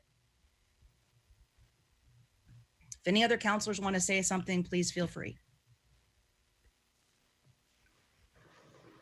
I was just going to echo the point that really tomorrow is just a first step. Obviously, these are conversations that are happening across the nation, and how do we look at policing in each of our communities, and every community is going to look at it differently. But we certainly are just looking at an opportunity just to hear from the community on that. And as Vice Mayor McGill stated, our intention is not to have a discussion at that point. It literally is to have a listening session, and for council to be present. And there will be many more discussions that will be certainly more engaging, and we'll be driving more decision making. But this, again, is just a first step, and you have to start somewhere, and this is where we are. And it wasn't intended to ever exclude anyone. It's a public meeting. Anyone obviously is there to listen with us, because we aren't planning on getting into a dialogue at that time. So I hope that clarifies why there wasn't more broader participation formally being sought in this meeting. And I would also like to add that the impetus to which we were responding in saying let's have a listening session was a lot of the defund the police kind of argumentation. And I had said, when people raised the defund issue back during the budget season, May, June, let's start talking about that in August. Let's not, it's really impossible, given the logistics of things, to have a meaningful policy discussion like that during the budget season. But the time to start that is in August. And I really felt that this was to be the beginning of that discussion, as hopefully we can begin to figure out what defund the police might mean. To some people, it means completely abolish the police department. Now we're being told it means no, cut 60% of the budget. To other people, it means, well, just kind of reprogram some things. That's the kind of discussion that I'd like to hear tomorrow. And then we will begin to figure out on our own terms kind of how we're going to deal with that with the chief of police, with the city manager, and how we move forward with that. I don't really know what the next step is. I only know what the first step is. Well, I guess to speak to the comments about the Civilian Police Review Board, obviously it's come up many times before. I've said this before. I'll say it again. My perspective on the situation, at least when it comes to the bylaws, is, the previous council, I was on council at the time, passed bylaws. I thought the process they used to do it was rushed. I didn't think it was well thought out. I thought there were decisions to made on the dais that did not have a clear reasoning behind them.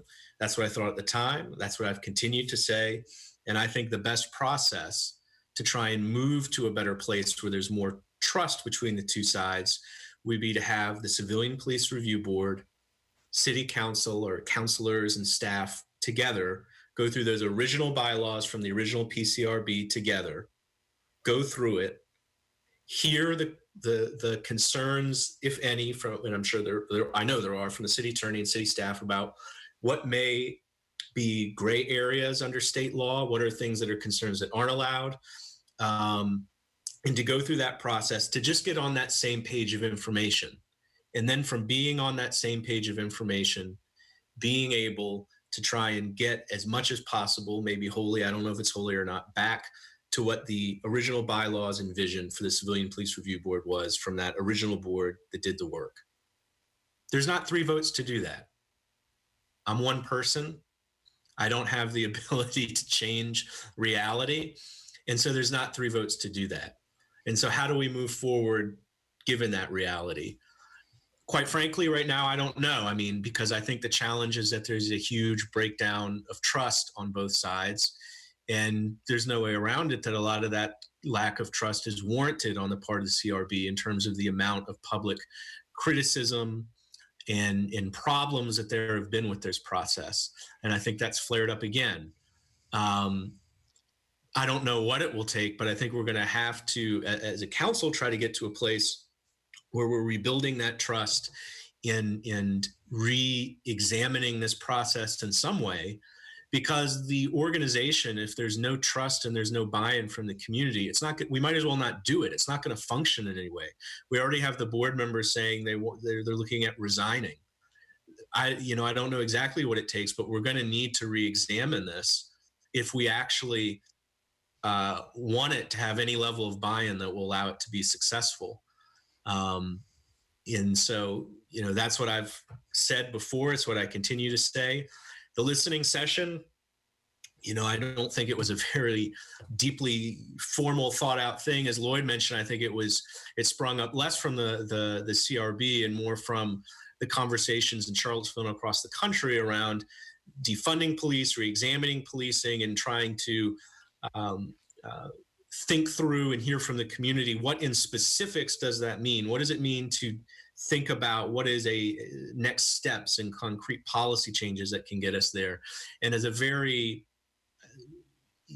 basic entry point to try to begin that community conversation around these topics. Does it make sense to have the CRB included in policing conversations? I think absolutely. If we're serious about it being an institution within local government, it's having some connection to these policies and practices. I don't know. But because there's that lack of trust, I think there have been legitimate concerns. There have been things that have been undermined. But because there's such a lack of trust, I think it makes it hard. Everything is interpreted through that lens of this is purely a way to undermine the board and undermine the community. I don't think that's always the case, but when there's that lack of trust, I think that's where we're going to stay at, and we've got to do something to change it. And I think more broadly beyond policing, things came up with evictions and things like that, but I think it ties into policing is, obviously there are enormous crises in our country right now, an economic crisis, a pandemic, social unrest, issues with policing. We're seeing political and economic institutions at the federal level which are unable to respond to these things. This is a country in deep crises, and we're going to feel these things locally. And the reality is that as a locality, we're under such limitations in terms of our city budget, state law, the Dillon rule. As a locality and a council, we don't have the power to solve these crises. And we can do with our limited resources and power what we can to try and make things a little bit better and try and support the community. But we're not going to get all the way there because the crises are so deep. And I know for me, I think that's the context for so much of this. And, we're going to take heat. We're going to take criticism. We're here to take that. And there's definitely things we can always improve on and do. But I think for me, the hardest part of this position is repeatedly facing just the brutal realities of we don't have the resources or legal authority to solve the full extent of crises in our community. And that's broader than just policing, but I think it ties in some ways. But I think these are the conversations we need to start having and be open about and be able to have a dialogue. I hope to some limited extent we can do that a little bit tomorrow, but it's going to have to move far beyond that. And I think we all recognize that. But it is going to require a very deep conversation as a community that we're not having yet. And I'm not putting that on anyone. That's us as a council too. That's me individually. But we're going to have to move towards doing that.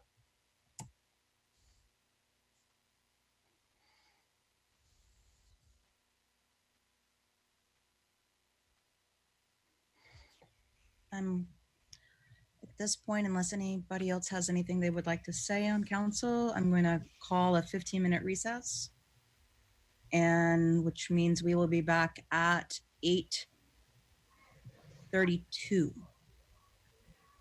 Okay, counting on my fingers. All right, thank you. Thank you.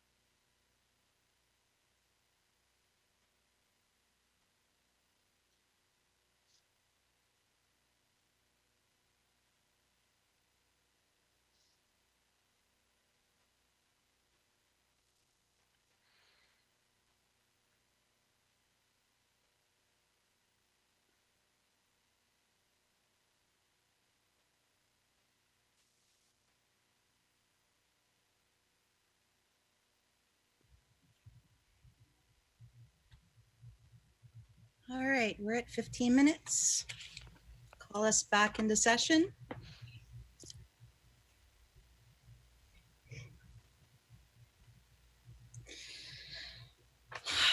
All right. Reconvene this meeting, starting with action item number 13, rezoning property of 909 Landonia Circle from B1 Business Commercial to B2 Business Commercial, first of two readings. Invite Joey Winter, City Planner, NDS, to present. Hi, can you hear me? Yes. Okay, I'll go ahead and get started. My name is Joey Winter. I'm a city planner with the Department of Neighborhood Development Services. And this item is a rezoning petition for 909 Landonia Circle. An application for a zoning map amendment has been submitted, which proposes a zoning change from B1 business to B2 business. The general land use plan calls for low density residential development at this location, but the subject property is in a commercial zoning district and has been since 1991. The previous use of the subject property was also commercial in nature. The owner of the car wash adjacent to this property purchased the parcel in 2019 and intends to expand their car wash onto this parcel. Expansion of the car wash onto 909 Landonia Circle requires a zoning map amendment, since car washes are not permitted in the B1 zoning district. The existing car wash currently lies on two parcels which front the 250 bypass. They contain a self-serve car wash with vacuuming, an automated car wash, and a propane refilling kiosk. And those uses would remain the same on the expanded car wash. There is no site plan proffered with this application, but the applicant did include a proffer statement, which would prohibit some of the more intense uses allowed in the B2 zoning district. And the applicant has consistently indicated to staff that they intend to develop this property as part of an expanded car wash.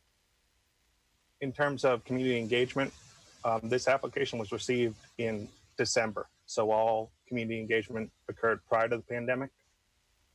The applicant held a community meeting as required on February 13th at Burnley Moran Elementary School. Two members of the public attended that meeting and generally were supportive of the applicant's plans. And staff received no written feedback in favor of or opposed to this application. Staff recommends approval of this rezoning application, and Planning Commission also recommended approval of this rezoning at their July 14th regular meeting, which many of you on council attended. So just in conclusion, Mr. Aaron Revere is on the Zoom call on behalf of the applicant if you'd like to hear from him, and I'm available to answer any questions you may have. Thank you. Are there any clarifying questions from council? I think all four of us actually were in the Planning Commission meeting, the four of us that are here tonight. So I feel comfortable that I'm very familiar with the project and what was presented previously, so I don't need any additional presentation. The only question that I had was what, after we take the proffer, which takes out a lot of the more intense uses, are there any B2 uses that are in fact going to be permitted as a consequence? Obviously a car wash. What else is still being permitted after the proffer is accepted? Yes, so there are different uses from B1 to B2, and those are actually in the staff report that was sent to Planning Commission, and there's a link to that within your packet. There's quite a few, and Planning Commission did look at it. Staff looked at it as well. And there is a difference, and I think the two, I don't want to speak for the Planning Commissioners, but the two dissenting votes from Planning Commission were generally supportive of this application, but had reservations about in the future if one of these other uses took place. There's too many different categories of each use to go through at this point. Was there anything in particular that seems sort of egregiously inappropriate that we would say, oh my goodness, we surely don't want that? there was discussion that came up. I don't want to speak for anybody and say what would be egregious and what wouldn't be egregious. Staff has recommended approval of this based on the current proposal, but there is obviously the future. If this is rezoned to B2, it does open up to further uses down the road. Okay. Well, let me say, I was at the meeting. I remember having looked at it with some care and gone out to the site and traipsed around and had the site plan, or not site plan, the rough diagram in front of me to figure out, what I thought about it all. I don't have any problems with it that I know of.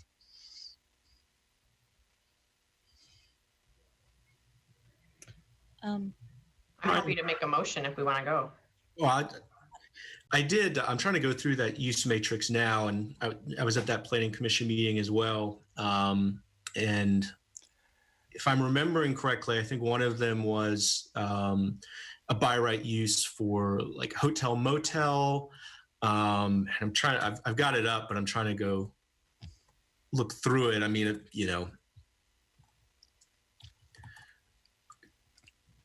to me, as well as restaurants for fast food, full service. I would say for me, the biggest concern I have relates around that by right use of motel, hotel. I'm trying to go see if there's anything others, not because I think the applicant, I don't think there's any risk that the applicant and this developer is going to, switch things up and do that. It's just, once we rezone it, that use is going to be allowed by right 10, 15 years, in perpetuity. And especially given the economic climate, if for whatever reason the project isn't able to come together or it's sold either, short term or midterm. And some of those uses I don't think would be very good for, the kind of land use we're looking at in that area. Particularly, I mean, the motels and hotels come to mind because I just know we've seen that happen in the past. That's my only reservation. I think I don't think there's an intention on the part of the developer to do that in any way. And I think the rezoning application for the proposed, development in front of us would be an improvement on the site and make sense in that site. It's only that concern about, just when we change the zoning, it's going to be that way permanently, even if the developer or owner of the land changes for any reason. And that was certainly the concern of those, two planning commissioners as well, given that it's a permanent. And I also understand that concern. I guess for me, it's just the size of these parcels. Joey, can you just confirm again the size of these parcels, both the current one and the one that we're asking about? Yeah, so Is that in here? The parcel that is under consideration is 0.67, so about 0.68 acres, right. So about 2/3 of an acre.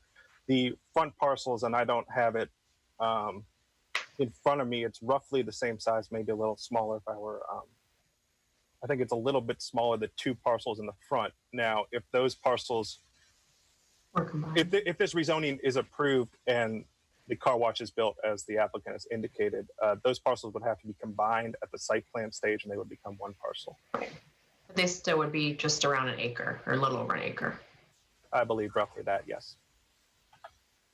So I think about uses and what might go there. I also weigh in like what can really come to fruition there. I agree. I also just feel that I have no question or intention about the current plans for this, and I think it's a vast improvement from where we are, and I do want to support it. Vice Mayor, is it appropriate for me to weigh in now as the applicant? Sure. Sure. So just to, I'm glad you brought up the point of the acreage, Councilor Hill. We have some other properties that we're looking to develop where a hotel is a proposed use, and 2 acres is typically the minimum footprint that they're looking for. So even if we were to want to go that direction, it's unrealistic. And I appreciate Mr. Payne's comments about not, suspecting that we're going to do something different, but just to make everybody rest at ease, it's it's owned by Tiger Fuel Company. We're a family-owned, operated business that we plan to, I hope my grandkids will be running that car wash. So there's no designs on doing anything else with it. Any other clarifying questions? All right. So discussion. I have to make a motion for us to discuss, I guess. Yes. I move we adopt the ordinance rezoning property at 909 Landonia Circle from B1 business commercial to B2 business commercial, subject to a proffered development condition prohibiting certain uses of this property. And this will be moved to the August 17th agenda. Wait, this is. Oh, wait. First, I should second it. But yeah. Oh, you're right. I'm sorry. Yeah. There's not a vote on this. I'm sorry. Okay. I was thinking this one was a single reading and the next one was a double reading. Sorry. No, we don't have votes on this one or the next one. Okay. So I guess it's more our council's inclination that are comfortable moving it forward. And do you want it on your consent agenda next time, or do you want it for further discussion? I'd be fine with it on the consent agenda. I'm fine on the consent. Well, and again, as I've already stated, I want this project to move forward, but the unintended potential unintended consequence years down the road give me a little pause, just because we have seen that happen, and the community has been burned a few times, just because of, again, when you permanently change the by right uses allowed, that's going to stay there regardless of the developer or owner should it change.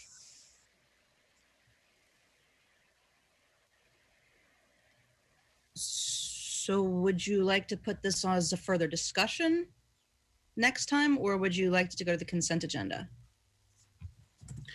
I guess a question for the applicant: are there any further proffers in terms of by right uses that you would be open to, or do you feel that's something you wouldn't want to pursue or proffer? Good evening. I'm not sure if I'm unmuted or not. Aaron. I'm happy to speak to that a little bit, and hopefully Joey can weigh in with me here. We actually tried to keep the other uses listed on that matrix that I believe you're looking at there down to an SUP level instead of just by right, but that was not recommended or acceptable to staff. And so we're kind of stuck in this little circular loop here. We were prepared to discuss more about the hotel if that was one issue that gave you significant grief. But I think Gordon kindly just spoke to the low probability of that just occurring due to the whole gross nature of the square footage here. So I think we're at a point where, we're ready to submit a site plan on this if we can get approval at the consent next hearing. We've actually already begun discussions internally about staffing, equipment ordering, and everything in anticipation of a positive outcome for us here.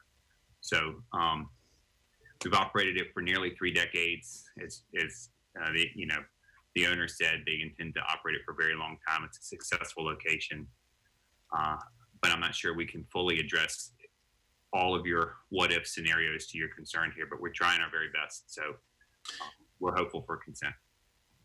Yeah, and I hear that. I think in the Planning Commission's discussion, if I'm remembering correctly, I do think it was the hotel use that was the biggest concern, and I think that's the biggest concern there is of some of the residences around there. I know there's a lot of other uses. I agree. I don't want to get into trying litigating like every single by right use that can be allowed or not. I hear that about the acreage. I don't know nearly enough about the world of developing hotels to know what is ideal versus what's feasible versus what just can't work. but that is really the only thing that gives me a little bit of concern. I think it would make me a little bit more comfortable to know it's ruled out. But I also, to be clear, I don't want to hold up this project. I think it would be a positive thing to move forward.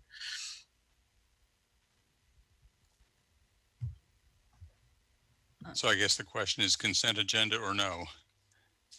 Or Mr. Winter, could we add as a proffer hotels? We cannot do that. I mean, just to be clear. Thank you. Could, if the applicant wanted, it sounded like one of the issues was staff said not to add that? Yeah, so the proffer comes from the applicant, so it's the applicant's prerogative to proffer out whatever they want. Okay.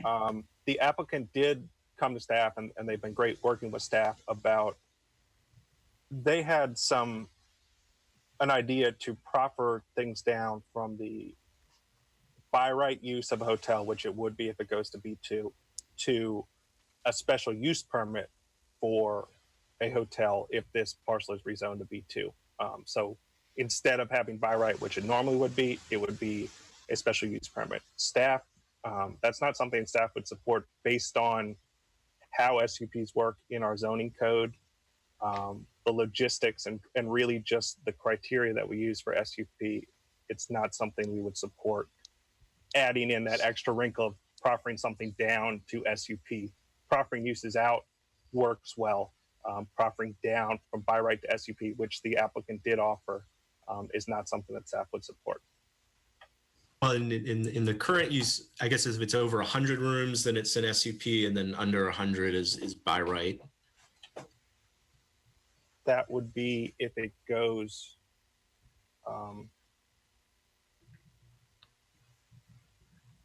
in B1 currently, there could be a hotel with up to 100 rooms if this parcel is not rezoned, subject to a special use permit. If it goes to B2, anything up to 100 rooms would be by right, and anything above that, over 100 rooms, would require a special use permit. Okay.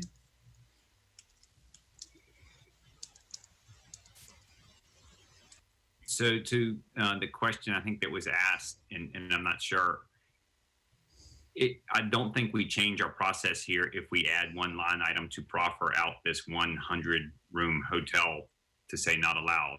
I think that was the question that was asked, and I wasn't sure if that was answered. Before I offer it, I want to make sure we're not changing up the process, right? That's a very good question.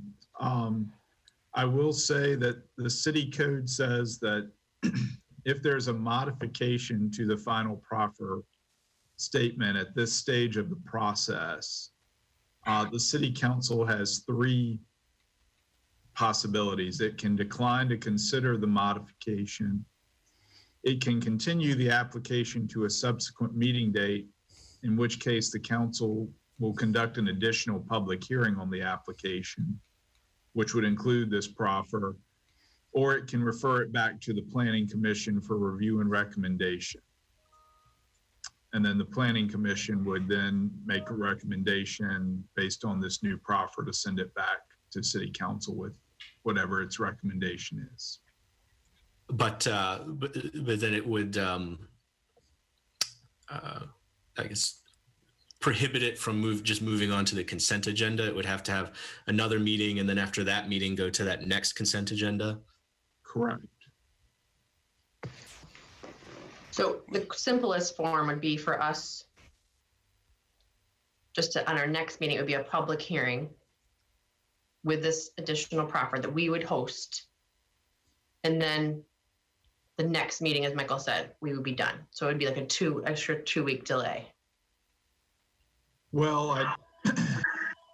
I do want to caution you. I'm doubtful we can get the advertising in the paper for August the 17th. It'd probably be the first meeting in September for the public hearing due to the advertising requirements.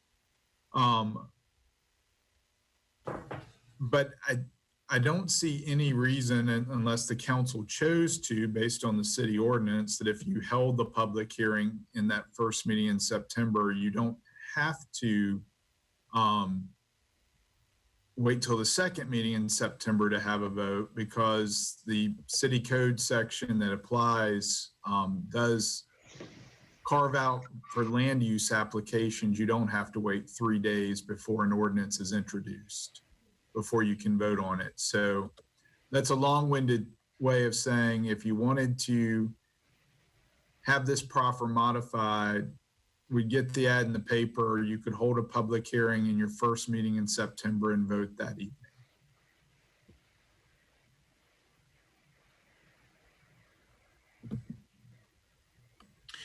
Well, I mean, I guess ultimately it comes down to what the Right. applicant is willing to Yeah. offer, whether they consider that too much a delay of the process.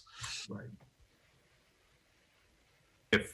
If that would go as he just laid out, that would work for us. We were trying to avoid duplication and redundancy in the process. So it seems like that is the best solution that would appease the concerns about this one use, as well as help us stay on track with the project. And we'd be willing to do that. And I guess my request is, do I need to formally state it out loud so that Joey or somebody writes it down, or how could we do that? I think it'd be preferable if you would just state it out loud now, and Joey can follow up with you if there are any questions after this meeting. So we would amend our proffered table to add an additional use, hotel/motels up to 100 guest rooms to be not allowed upon reason. Thank you. So obviously now this will not be going to the consent agenda. I'm sorry, Mr. Winter, you Yeah, wanted something? I just had, sorry to interrupt, but I just had one clarification. I'm showing that under 100 rooms would now be not allowed. Now in B2, above 100 rooms would still be allowed by a special use permit. So I would ask the applicant, do you want to proffer that out for hotels over 100 rooms to also be not allowed? Yeah, and I don't know if you can consolidate the line items, hotels period. Hotels of any kind. Could it be up to and over 100? If that's a line item that could just be added as singular, then we'd do that, because clearly we're not going to do one bigger than that. But yeah, let's cover that base. We can work on the language, but that clarifies. Thank you. Yeah, thank you. And again, that makes me more comfortable. I know I'm being extra cautious, but again, just trying to think about the long-term implications of any land use. But I certainly, again, I want it to move forward and feel fully comfortable in that. Thank you. Thank you. I believe we can move on. We're clear on where we're going with this now, correct? Yep. Excellent. Thank you. Thank you very much.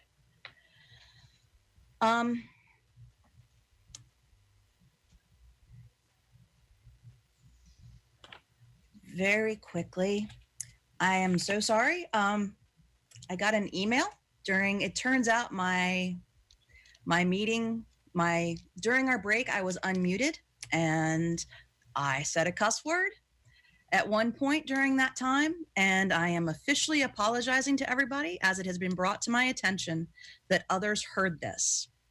I thought I was on mute. Somehow it got unmuted.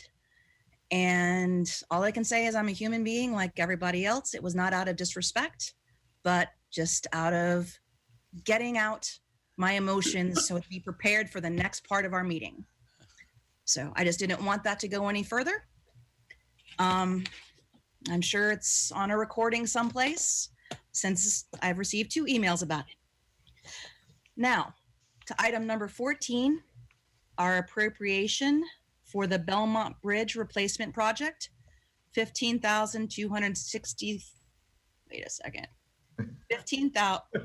15 million. Sorry, I wish it was 15,000. $15,263,257.41. First of 2 readings. Inviting Jeanette Janasek please forgive me if I have butchered your name. UCI Program Manager to present. Yes, good evening, everyone. Hope you all can hear me. Yes. I'm having actually a hard time hearing you. Can you hear me now? Yes, thank you. Okay, wonderful. Good evening, everyone. I'm here for the Belmont Bridge appropriation. I'm looking at appropriating $3,163,920 in federal funds and $12,099,337 in state funds. That would bring the grand total of the budget to $31,100,043. So with these federal and state dollars, we would be appropriating them. We will hopefully be bidding the project in fall of this year. And as the reimbursable expenses, as those are paid out, we will then seek for reimbursement from the federal and state government. As I said, we're planning to bid out in fall of this year. We still have a few activities left to do. We are finalizing the plans with the Federal Highway Administration as well as the Virginia Department of Transportation. I'm working on updating the Board of Architectural Review based on their certificate of appropriateness that we received last year. We have completed right-of-way acquisition. We're finalizing the railroad agreement, which Mr. Blair has. And by the way, Mr. Blair, we have one little addition or edit that we'll be making about the right of entry that I'll be getting you. And private utility companies working on the finalization of all the relocation. Dominion Energy, we have 3 phases, CenturyLink, as well as the other wireless communication companies. And with that, are there any questions?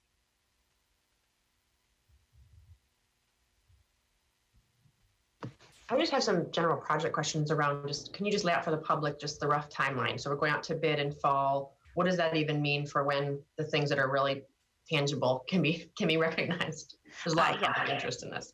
No problem. So advertised in the fall, that would take about 2 months for us to receive the bids back. It will take us a couple months to verify the bids, make sure it's the lowest competitive, competent bidder, making sure that VDOT audits, and then we could award the contract. We're talking about the beginning of next year.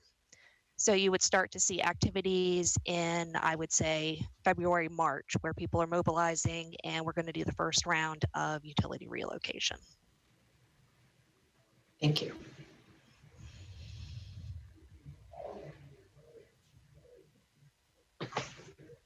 It's been a long road, Jeanette. Yes, it has, but we're almost there.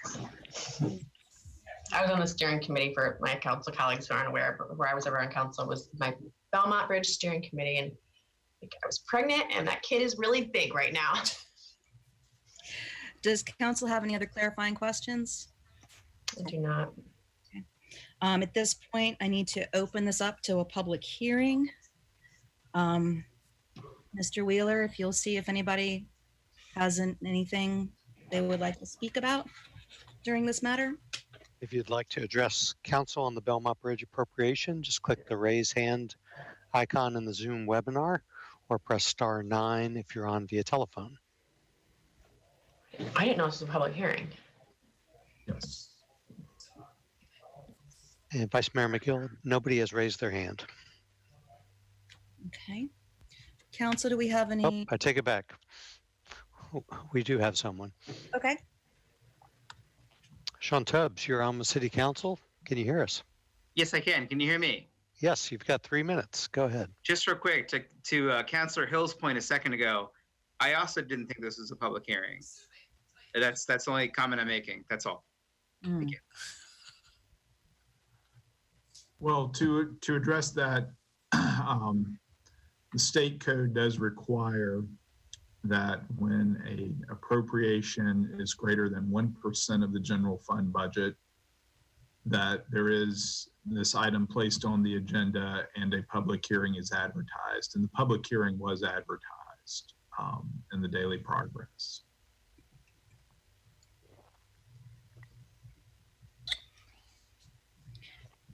We have another hand up, Vice Mayor McGill. Brandon Collins, you're on the City Council. Can you hear us? I can. Thanks, Council. Seeing as how it's a public hearing, I was under the impression that the Belmont Bridge project, because of certain pieces of the funding of it, is going to be subject to Section 3 hiring and requirements. And I would encourage the city to be aggressive in promoting the kinds of work that Charlottesville residents, low-income residents, can get on that project. So I hope some coordination with either CRHA or economic development can really be aggressive in getting folks trained up and ready to do some of the work on Belmont Bridge. Thank you, Mr. Collins.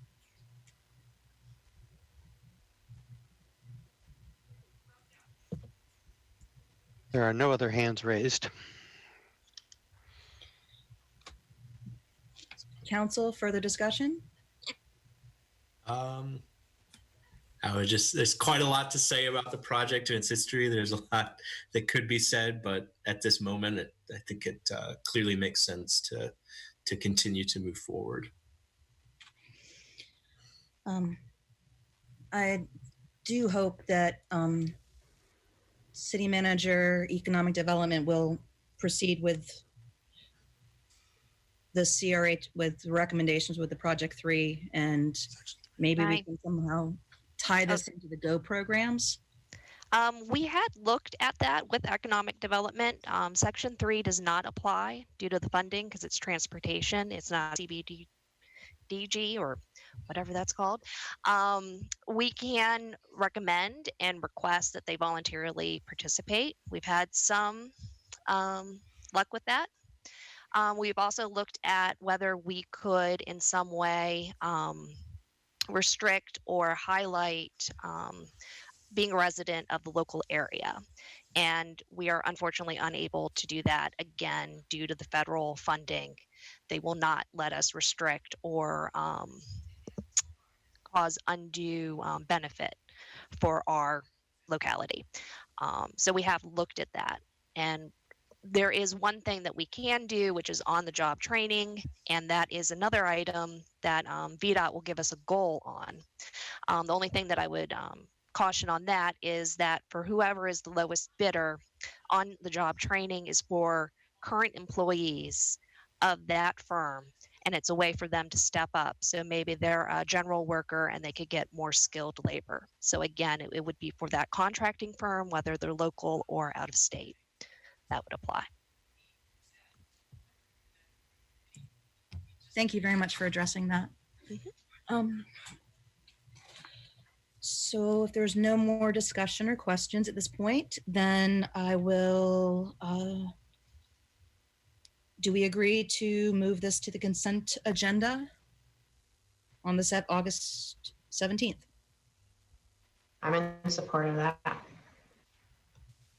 I have no opposition to that. Same here. Same with me. So thank you. Thank you. Now we are on to general business, where I'm in Jaunt Initiatives Update by Mr. Brad Sheffield will be presenting. Good evening. I'll try to make this quick, just knowing that you've had a long evening already. So Mr. Wheeler has a presentation that I intend to provide to you. So John's going to be endeavoring into launching a kind of evolution of services that it already provides. It's kind of called on-demand services. So what I'd like to do is give you an overview of what we're working on. If you go to the next slide, Brian, essentially give you a sense of how this on-demand compares to what Jaunt already provides. Look at how this is an innovative approach compared to a typical transit approach that you might see in other communities. Talk about some of the flexibility and opportunities that it offers up, and then just some of those guiding principles that we're kind of working off of. This is all to kind of give you a sense of what's happening. And as things come before you and transit's being discussed, it gives you just another piece of that puzzle to consider when you're thinking about what can be done in addition to what we're already performing. So in addition to presenting to the City Council, we're definitely looking at talking to the Planning Commission for the city. We are talking with the Planning Commission and some other groups with the county as well, trying to get the word out, trying to drum up the information and the feedback that we would need to kind of hone in on how we can take advantage of this new approach. You might ask why, or doesn't John already provide something like on demand? If you proceed to the next slide, actually 2 slides after that, actually what John provides is essentially some sort of on demand, but it's not really focused on that immediacy in the user itself. And so when you're looking at what we already provide and you consider this on demand, think about it in the context of we're focusing on how we can be flexible with the fare structure and the schedules that are available, and how we can respond to more of the immediate needs of the community instead of publishing some sort of set schedule or publishing some sort of set fare structure. We can be more nimble in what is needed to be put into place to better respond. In the next slides, we'll kind of go through some examples of the opportunities that we've identified. Kind of leads it up to what we see as kind of the innovative aspect of this. In this first one, you know, we see sometimes in the urban area that there's some inefficient or hard to serve areas, those gaps that exist. Sometimes we call them the first and last mile of services. It's really hard to try to serve everybody with transit services, especially fixed route services. And so we're able to look at implementing something like on demand that would help connect those hard to reach areas to those backbone fixed route services. This is something that actually Mr. Williams has talked about a good deal amount, mentioned a few times at the Regional Transit Partnership, to where it's much easier to run a backbone and then feed into it. And it helps serve so much more than just trying to dip into different neighborhoods. And then the next slide, we have another opportunity where when it comes to transit, it's really hard to just put a route out or put a service out and hope for the best. Something like on demand actually helps kind of build up the needs and the expectations and the type of services that they might want to see in certain parts of the community. If you look at something like down towards Avon Street or Fifth Street, if you look at how we can draw out people to consider getting out of their automobile and then jump into a transit type service, over a period of time, we start building up that greater sense of the need, and then we can switch over to something more fixed, like a fixed route service. Another opportunity on demand offers is in the next slide, it shows how we can try to work on connecting people to the jobs that are out there. This is very similar to growing transit. The more we can start making those connections, the more we can start to put some more defined services in place. The city actually has gone after a TANF grant that directly relates to this type of approach, to where till we tease out where those needs are, where they come from and where they're going to, it's real hard to really serve it with strong transit services. Another is working with our human service agencies. John does a lot of this already, so it's really strengthening those services that we provide. If you go to the next slide, it'll give you a sense of that, to where we find already that there's a struggle to try to connect some of these people to the services. And it's largely because of the need to schedule ahead of time and try to make that link. Something like loaves and fishes has been a challenge, to where people can schedule, but you know, if you've got a busy schedule of your own personally, something like on demand will allow you to have that flexibility. Another example in the next slide is just something new, to where we can start working with different employers, looking at how we can offer something that's built around those employee needs and provide those kind of incentives so that they can leave their cars at home. This is where we can, again, build up where the more established services could better serve the greatest impact. So in general, we see a bunch of different opportunities that exist. And in the next slide, it kind of overviews these ones that I provided you, but these are just the 5 that we thought would apply to the urban area. And the next slide is kind of a little fun on, Field of Dreams. But one of the things that I realized when I was looking into this type of platform and this type of approach was most transit systems define a need and then go out and find whatever technology or something that could serve that need. When I came across this type of platform, I actually saw that there were almost like seemingly endless possibilities of how it could apply to the community. So we're kind of a little bit flipped in that approach, in that I feel like once we get something like this in place, we'll see these other partnerships and these other dynamics coming out of the woodwork and trying to see how something like on-demand could help strengthen what they do for the community. In the next slide, it's just the guiding principles before I wrap up for the evening. We approached this with wanting to make sure we stayed focused on 5 different areas. And being a transportation person, I do like my acronyms, and so I kind of wrapped them around that. We wanted to make sure whatever we're putting in place is responsive to the needs of the individuals and responsive to the community. Of course, being Jaunt, we want to make sure it's inclusive, and that ranges from different parts of the community to the different socioeconomic to even the disabilities. The dynamic side of this, we wanted to make sure that we could be a little nimble in what kind of partnerships we can form. So we didn't want something that locked us into just one type of on-demand. We wanted to be able to layer up the different opportunities that could exist. One of the biggest principles for me is to shift a way of offering transit to the individuals so that they feel empowered. One of the biggest successes of the transportation network companies like Uber and Lyft has been that, they'll show you that you've got to wait 10 minutes for that car, but because you know that you see the car on a map or you're being told 10 minutes, you feel fairly empowered and you're going to still use that service. That's where we want to shift this, is that empowerment is now in the hands of those users.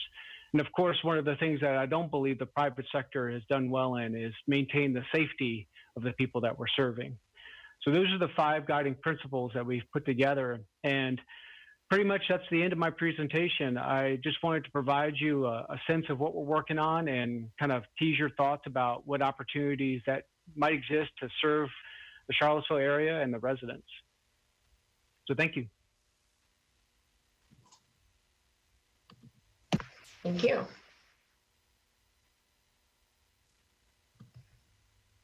I guess, yeah, thank you. I know public transit is really vital in our community, and I know public transit systems with COVID have had to do a lot of hard work adjusting, which I think you all and CAT have done and continue to be a vital service. I guess I don't have too many questions. I guess is the goal longer term to make this, to transition away from the current model strictly to on demand, or? That's actually a great question. This is kind of an evolution of what is being offered specifically by John at this time. It's not looking to necessarily replace as much as open up other opportunities. However, I will say that a good number of people who schedule with us and look to for us to provide for their mobility, they do so sometimes to create a safety net for them. So they'll schedule for a trip for tomorrow, and they'll schedule a week ago for that trip. But the morning of, they may cancel because they found out that they don't actually need that trip. Maybe it was to go to the grocery store or somewhere else. We see enough of that when we put our schedules together, we're creating some level of inefficiency because we don't know if they're going to cancel or not. So if we provide some of those individuals with the ability to look at getting a trip on demand, they'll be less likely to kind of build in that safety net a week in advance, which then gives us more flexibility to run efficient schedules. So I think it goes back to that empowering the user. It now keeps them from being so limited to having a plan so far in advance that they can now have that safety net the day of. I worked with a lot of people at Region 10 who utilized Jaunt for many years, and having to do an appointment 2 weeks out often was very difficult to keep up with. I really think this is a really wonderful move. and the flexibility, I think, will serve people a lot better.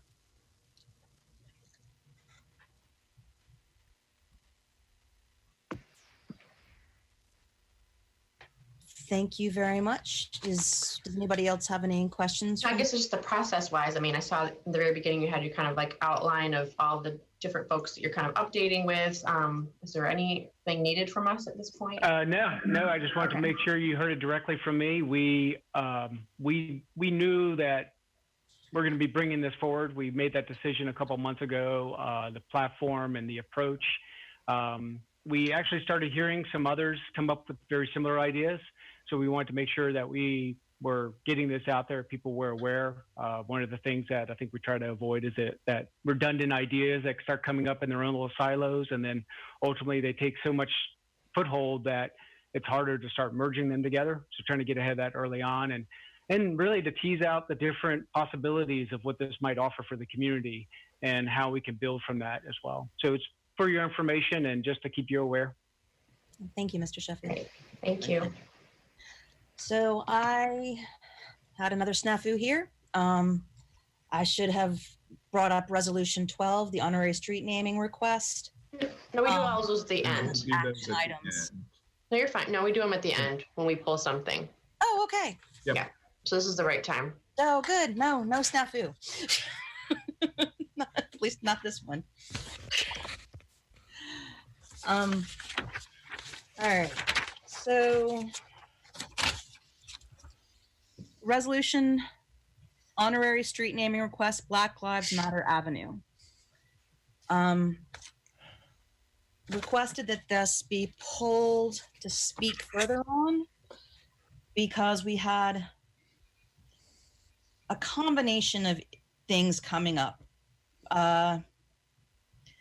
both with people who had put in requests not really liking the compromise of where, as well as more requests coming in that we would like. We've received a lot of honorary street namings since this item was brought up. And so going forward, it's looking like we might want to get a little bit more input since we are getting so many people sending in street naming requests at this time to do this correctly and to do this with the most transparency and in some sort of way that has people's input really involved in it. It seems like this really needs to kind of take a step back to do a little bit more engagement and to make sure that we're hearing from the community well. So I think an approach that I think, has been considered is that we would set a date in the next, maybe the end of this month, for example, that any formal requests for honorary street namings be submitted. And then after which time we can have a subset of council working with staff just to kind of consolidate that information and then make a recommendation to council. Because given the sheer number that we're already considering, that we may anticipate considering more, to make sure that we're looking at this holistically. And so I'm in support of us. I mean, whatever the date, I'm fine with. If we wanted to go with the end of this month, but I do think it's going to require that we do notify the public that we're doing this, and that will we'll have to rely on Mr. Wheeler's team to do that and work with them to do so with our staff. But I think that's the most comprehensive approach, and then we can go from there in terms of what we might consider pursuing. At least one thought had been expressed that we might want to designate like one time a year or every 6 months or some period of time when we would consider whatever requests had come in up to that point, so that it's not every month we're looking at a new request kind of a thing. I don't know how people feel about that. Personally, I'd like to get some sort of a sense of order to it, because just as an example, we've got 3 or 4 different requests right now that seem very much related or interrelated or to some extent contradictory. and I'm just a little bit sensitive to the notion that if we're going to be doing a lot of these, we need to have a process. And we have a process, but I think the process because of the number of requests that have come in, it's prompting us to relook at that process. I know we looked at this process once since I've been on council already, and it was minor, but I agree. I think that there needs to be more of a rhythm to this, so that the public can be better engaged. Because right now it isn't as transparent because we receive these requests, we talk about them perhaps briefly, but a lot of it, like, I'll be honest, when we did discuss it, it was like the middle of the night, and we were trying to just figure out how to address multiple requests that had come in a way that was receptive to what we were hearing from the community, and clearly missed the mark in some ways. And since that time, more requests have come in, and I just think it's really valuable for us to look at them all comprehensively and have a process by which, a subgroup of us and with others involved helps to make a recommendation to the full council. So I think at this point, I'm not comfortable passing any or making any decision on any one renaming tonight in a formal capacity. Mr. Ecofona, do you have a question? Did you have a comment? No, just waiting for council direction. Yeah, well, I mean, and then the other issue is we need to also look, I mean, this is a practical issue of if we already have streets honorarily named something, how long does an honorary street stay named that way? I mean, I know a staff person brought up just the whole logistical fact of stacking street signs on top of each other. So we would want to have a good idea of where all the honorary streets are. And I think looking at this in a holistic way, and that's where I'm coming from on this, is making sure that we are holistically looking at things, that it's not some sort of race to who gets to the street first. And maybe even working this into with the Historic Resources Committee, or if the Blue Ribbon Commission came back online, this kind of, I mean, it seems to fit in these areas of what we want to speak to as a city. Michael, did you have anything you wanted to say? I mean, I guess the way I'm thinking of it is there's the sort of like there's some of the immediate honorary street name requests, we've gotten over the past, month or so. And the question of how do we, that each have different locations or the phrasing is slightly different. So how do we consolidate that into just like one honorary street name and one location? And how do we figure out that decision? So there's that one thing. And the second separate thing is this broader question of looking at, multiple public streets and public places, and how do we elevate local history and local people, as well as the people who live on these streets and have lived there for decades or generations, and really incorporate that into that broader conversation.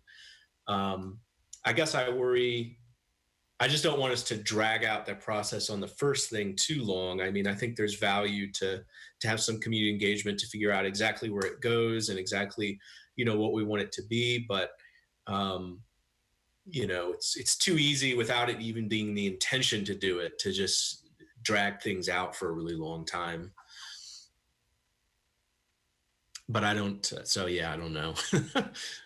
I do want to clarify for the one item that was being considered tonight, where we ended up in terms of location was based on a person's request. So there's two different zones that had been suggested, and we were not going off on our own. One of the requests was for the street that was proposed and what we were going to consider tonight, and that's what we decided during our last meeting. Obviously, we've gotten some feedback because other requests came in that had different vision for where those would be located. We knew there were some logistical hurdles with putting them in some of those intersections. So I just want to make clear to the public that that was actually in line with one of the requests that we received. Which on that first point is the exact problem is we've gotten multiple street name requests, some of them the exact same wording, some of them slightly different, and all with different locations. So just how do we, as a council, without any community engagement or conversation, to pick, which is best? It's sort of where I feel like we're not in a good position to do that well. Although obviously, I think the goal is to have it be prominent and not like just off on the side or something like that. But I guess just the way I'm thinking about it is separating the two things. The one, these immediate street name requests we've got over the past month or so, and then two, that larger conversation about like public places and renaming broadly, if that makes sense.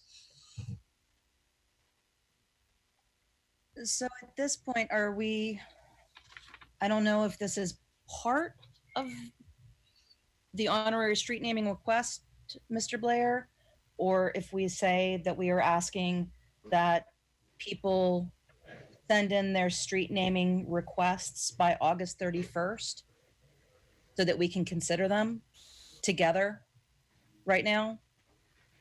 Yeah, I think the council can certainly adopt a motion tonight to say that for calendar year 2020, if you wish for the council to consider an honorary street naming request, please have your application in by August 31st. And then again, depending on the council's preference, to Councilor Payne's point about trying to be immediate, maybe, once that deadline's there, again, Mayor Walker could appoint a committee of councilors with staff to look at these and bring recommendations to the council no later than, your second meeting in October. But it would also give some time between the end of August and that second meeting in October for public input as well.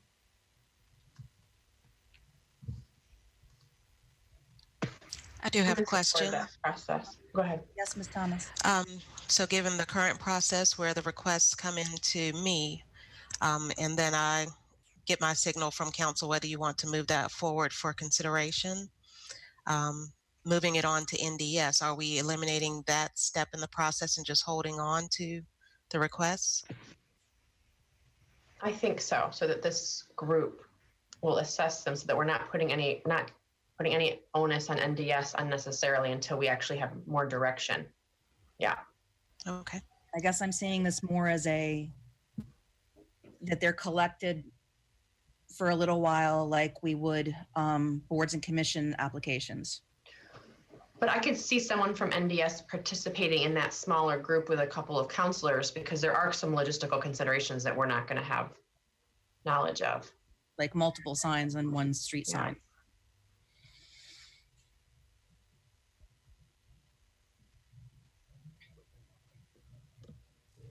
So is everyone okay with this direction? I mean, more or less. Again, it's kind of dragging it out for a while, but right now I don't have a better solution. So I'm not opposed to it.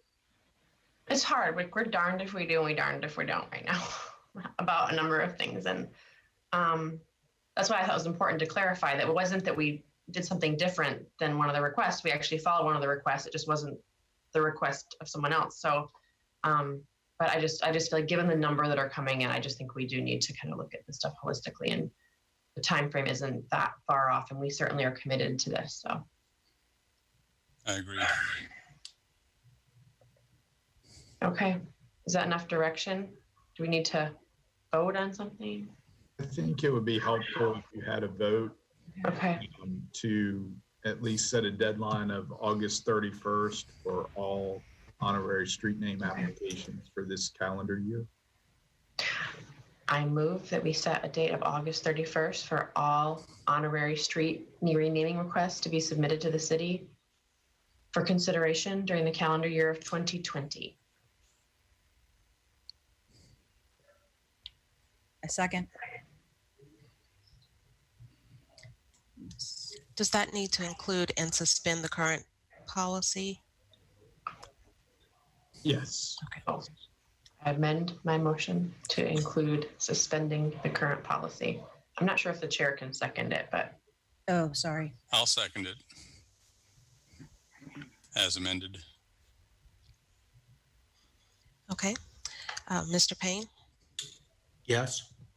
Mr. Snook, Yes. Ms. McGill, Yes. Ms. Hill, Yes.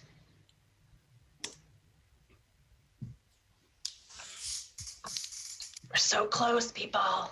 9:30. All right. So, whoops, I'm back to page 2.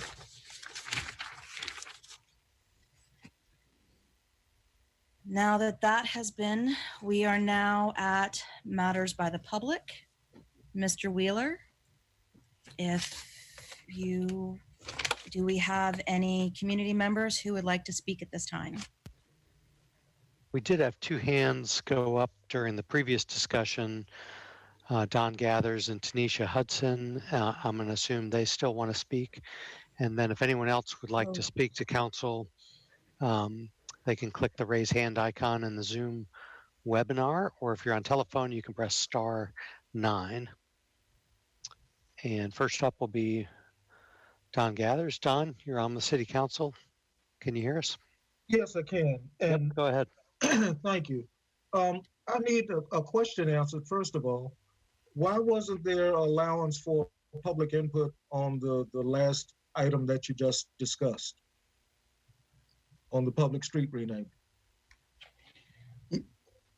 Well, here's my point.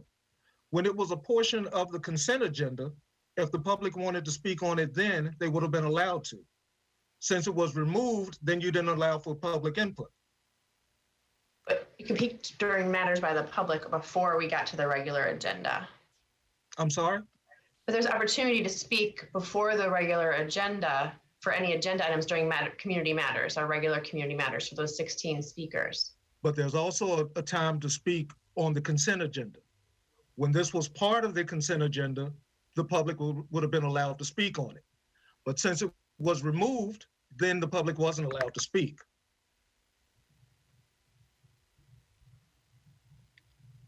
Some of us may have wanted to speak before you put it to a vote. On the item that would have been a portion of the consent agenda. Just like others spoke on items of the consent agenda, once this was removed, that opportunity to speak directly on that particular item was also removed. Something that you all need to look at and take into consideration. I believe, honestly, that was my mistake in forgetting to ask for that. I don't know if I needed to, and I should have asked the attorney if at that point, it was not an intentional. And Mr. Wheeler, could you stop the clock, please? It stopped. Thank you. Honestly, this is I just realized that I didn't even know if I needed to ask for that or not.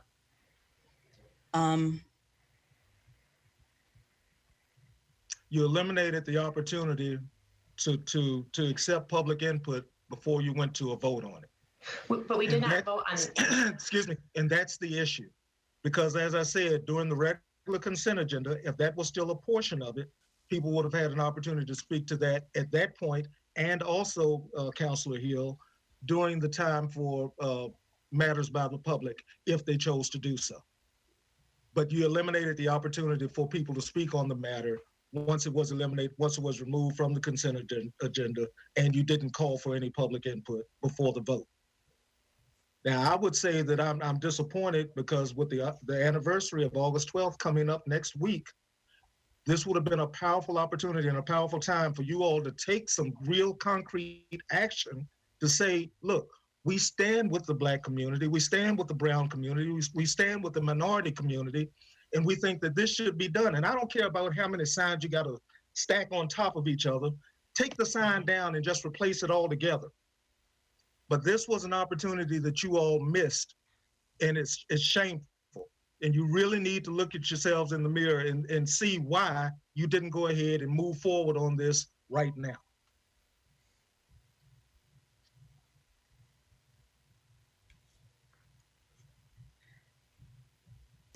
But what we were being prepared to move forward on was what in the prior council meetings decision was the direction we gave staff, which was to place these signs in a location that was fulfilling a different request that was separate from yours. And the feedback received from you, quite frankly, Mr. Gathers, is why I gave pause to us making that decision and voting on that item in the way that it was presented. And I'm appreciative of that, but that still eliminated the opportunity for more input when it was possible for us to give it. I understand that you had 16 speakers, but all 16 weren't directly interested or affected by that particular item on the consent agenda. So while I can appreciate that, we've missed an opportunity.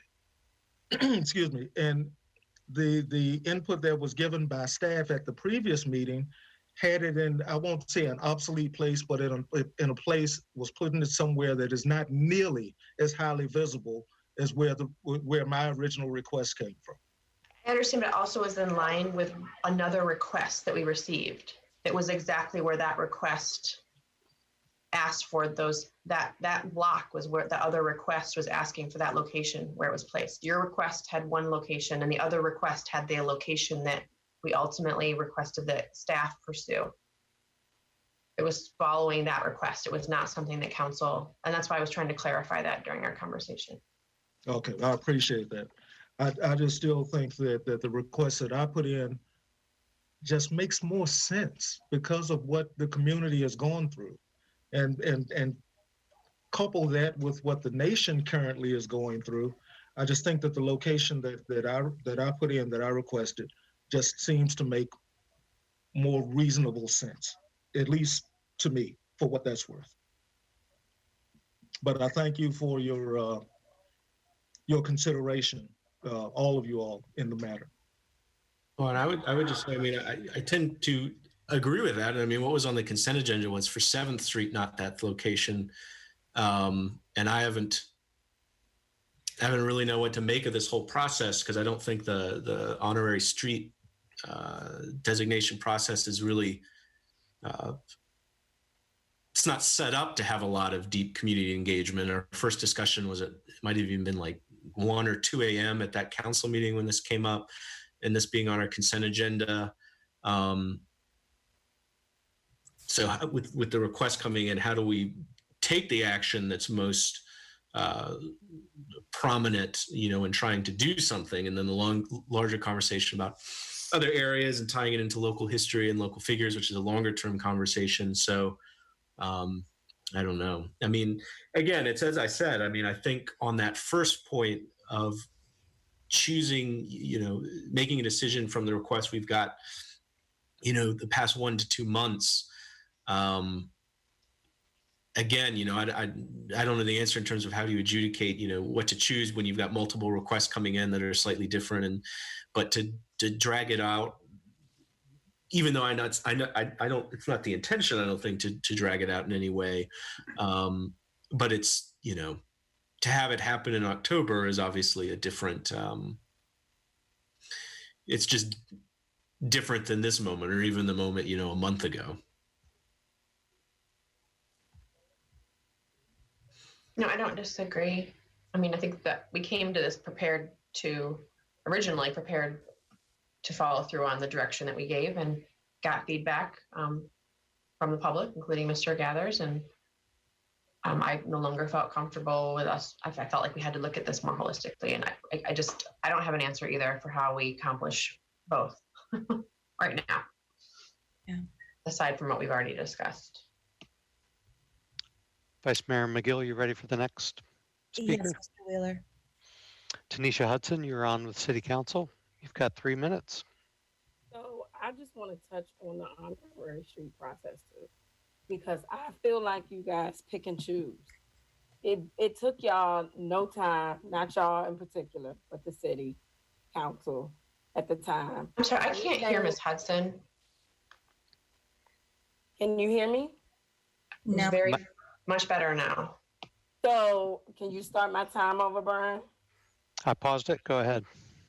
So I think that you guys pick and choose, right? With this honorary street thing.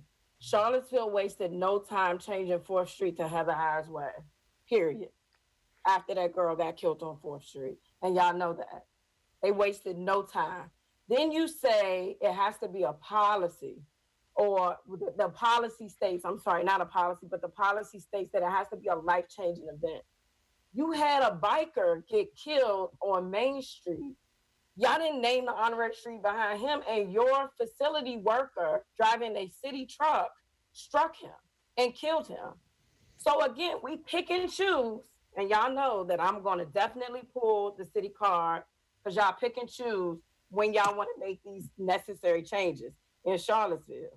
Now, one thing about it is, for all of you who are not Black sitting on the Zoom right now, the less you know about Black history, the easier it is for you to think that you've been on the right side of history.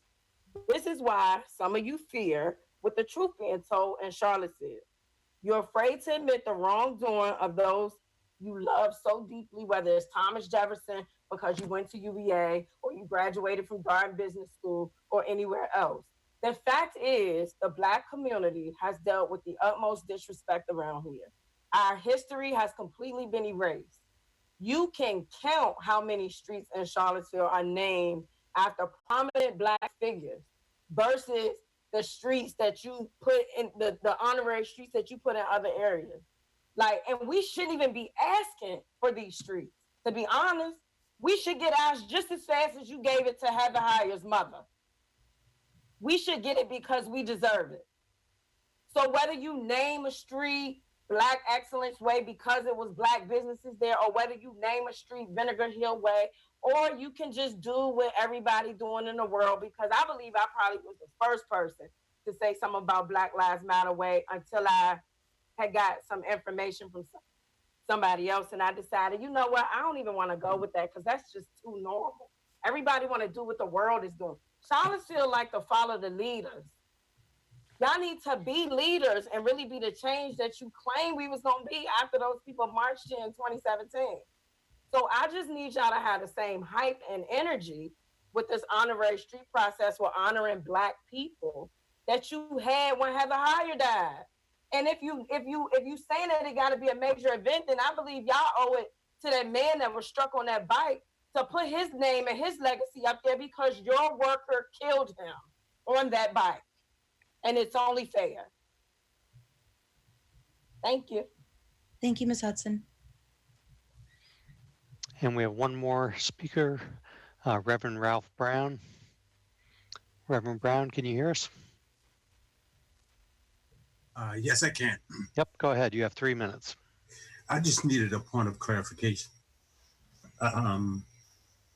What you just voted on was to change the time, but were you, the application that I received today, is the criteria going to change at all, or are you just deciding the time factor in terms of scheduling a date for hearing the applications? We are just setting a time factor so that people can send in their applications all together so that we can evaluate them, because we're getting many different applications right now that are very similar. Okay, but the application criteria is going to remain the same? Yes, sir. All right, that's all I needed to know. Thank you. Thank you, sir. And Vice Mayor McGill, there are no other hands raised.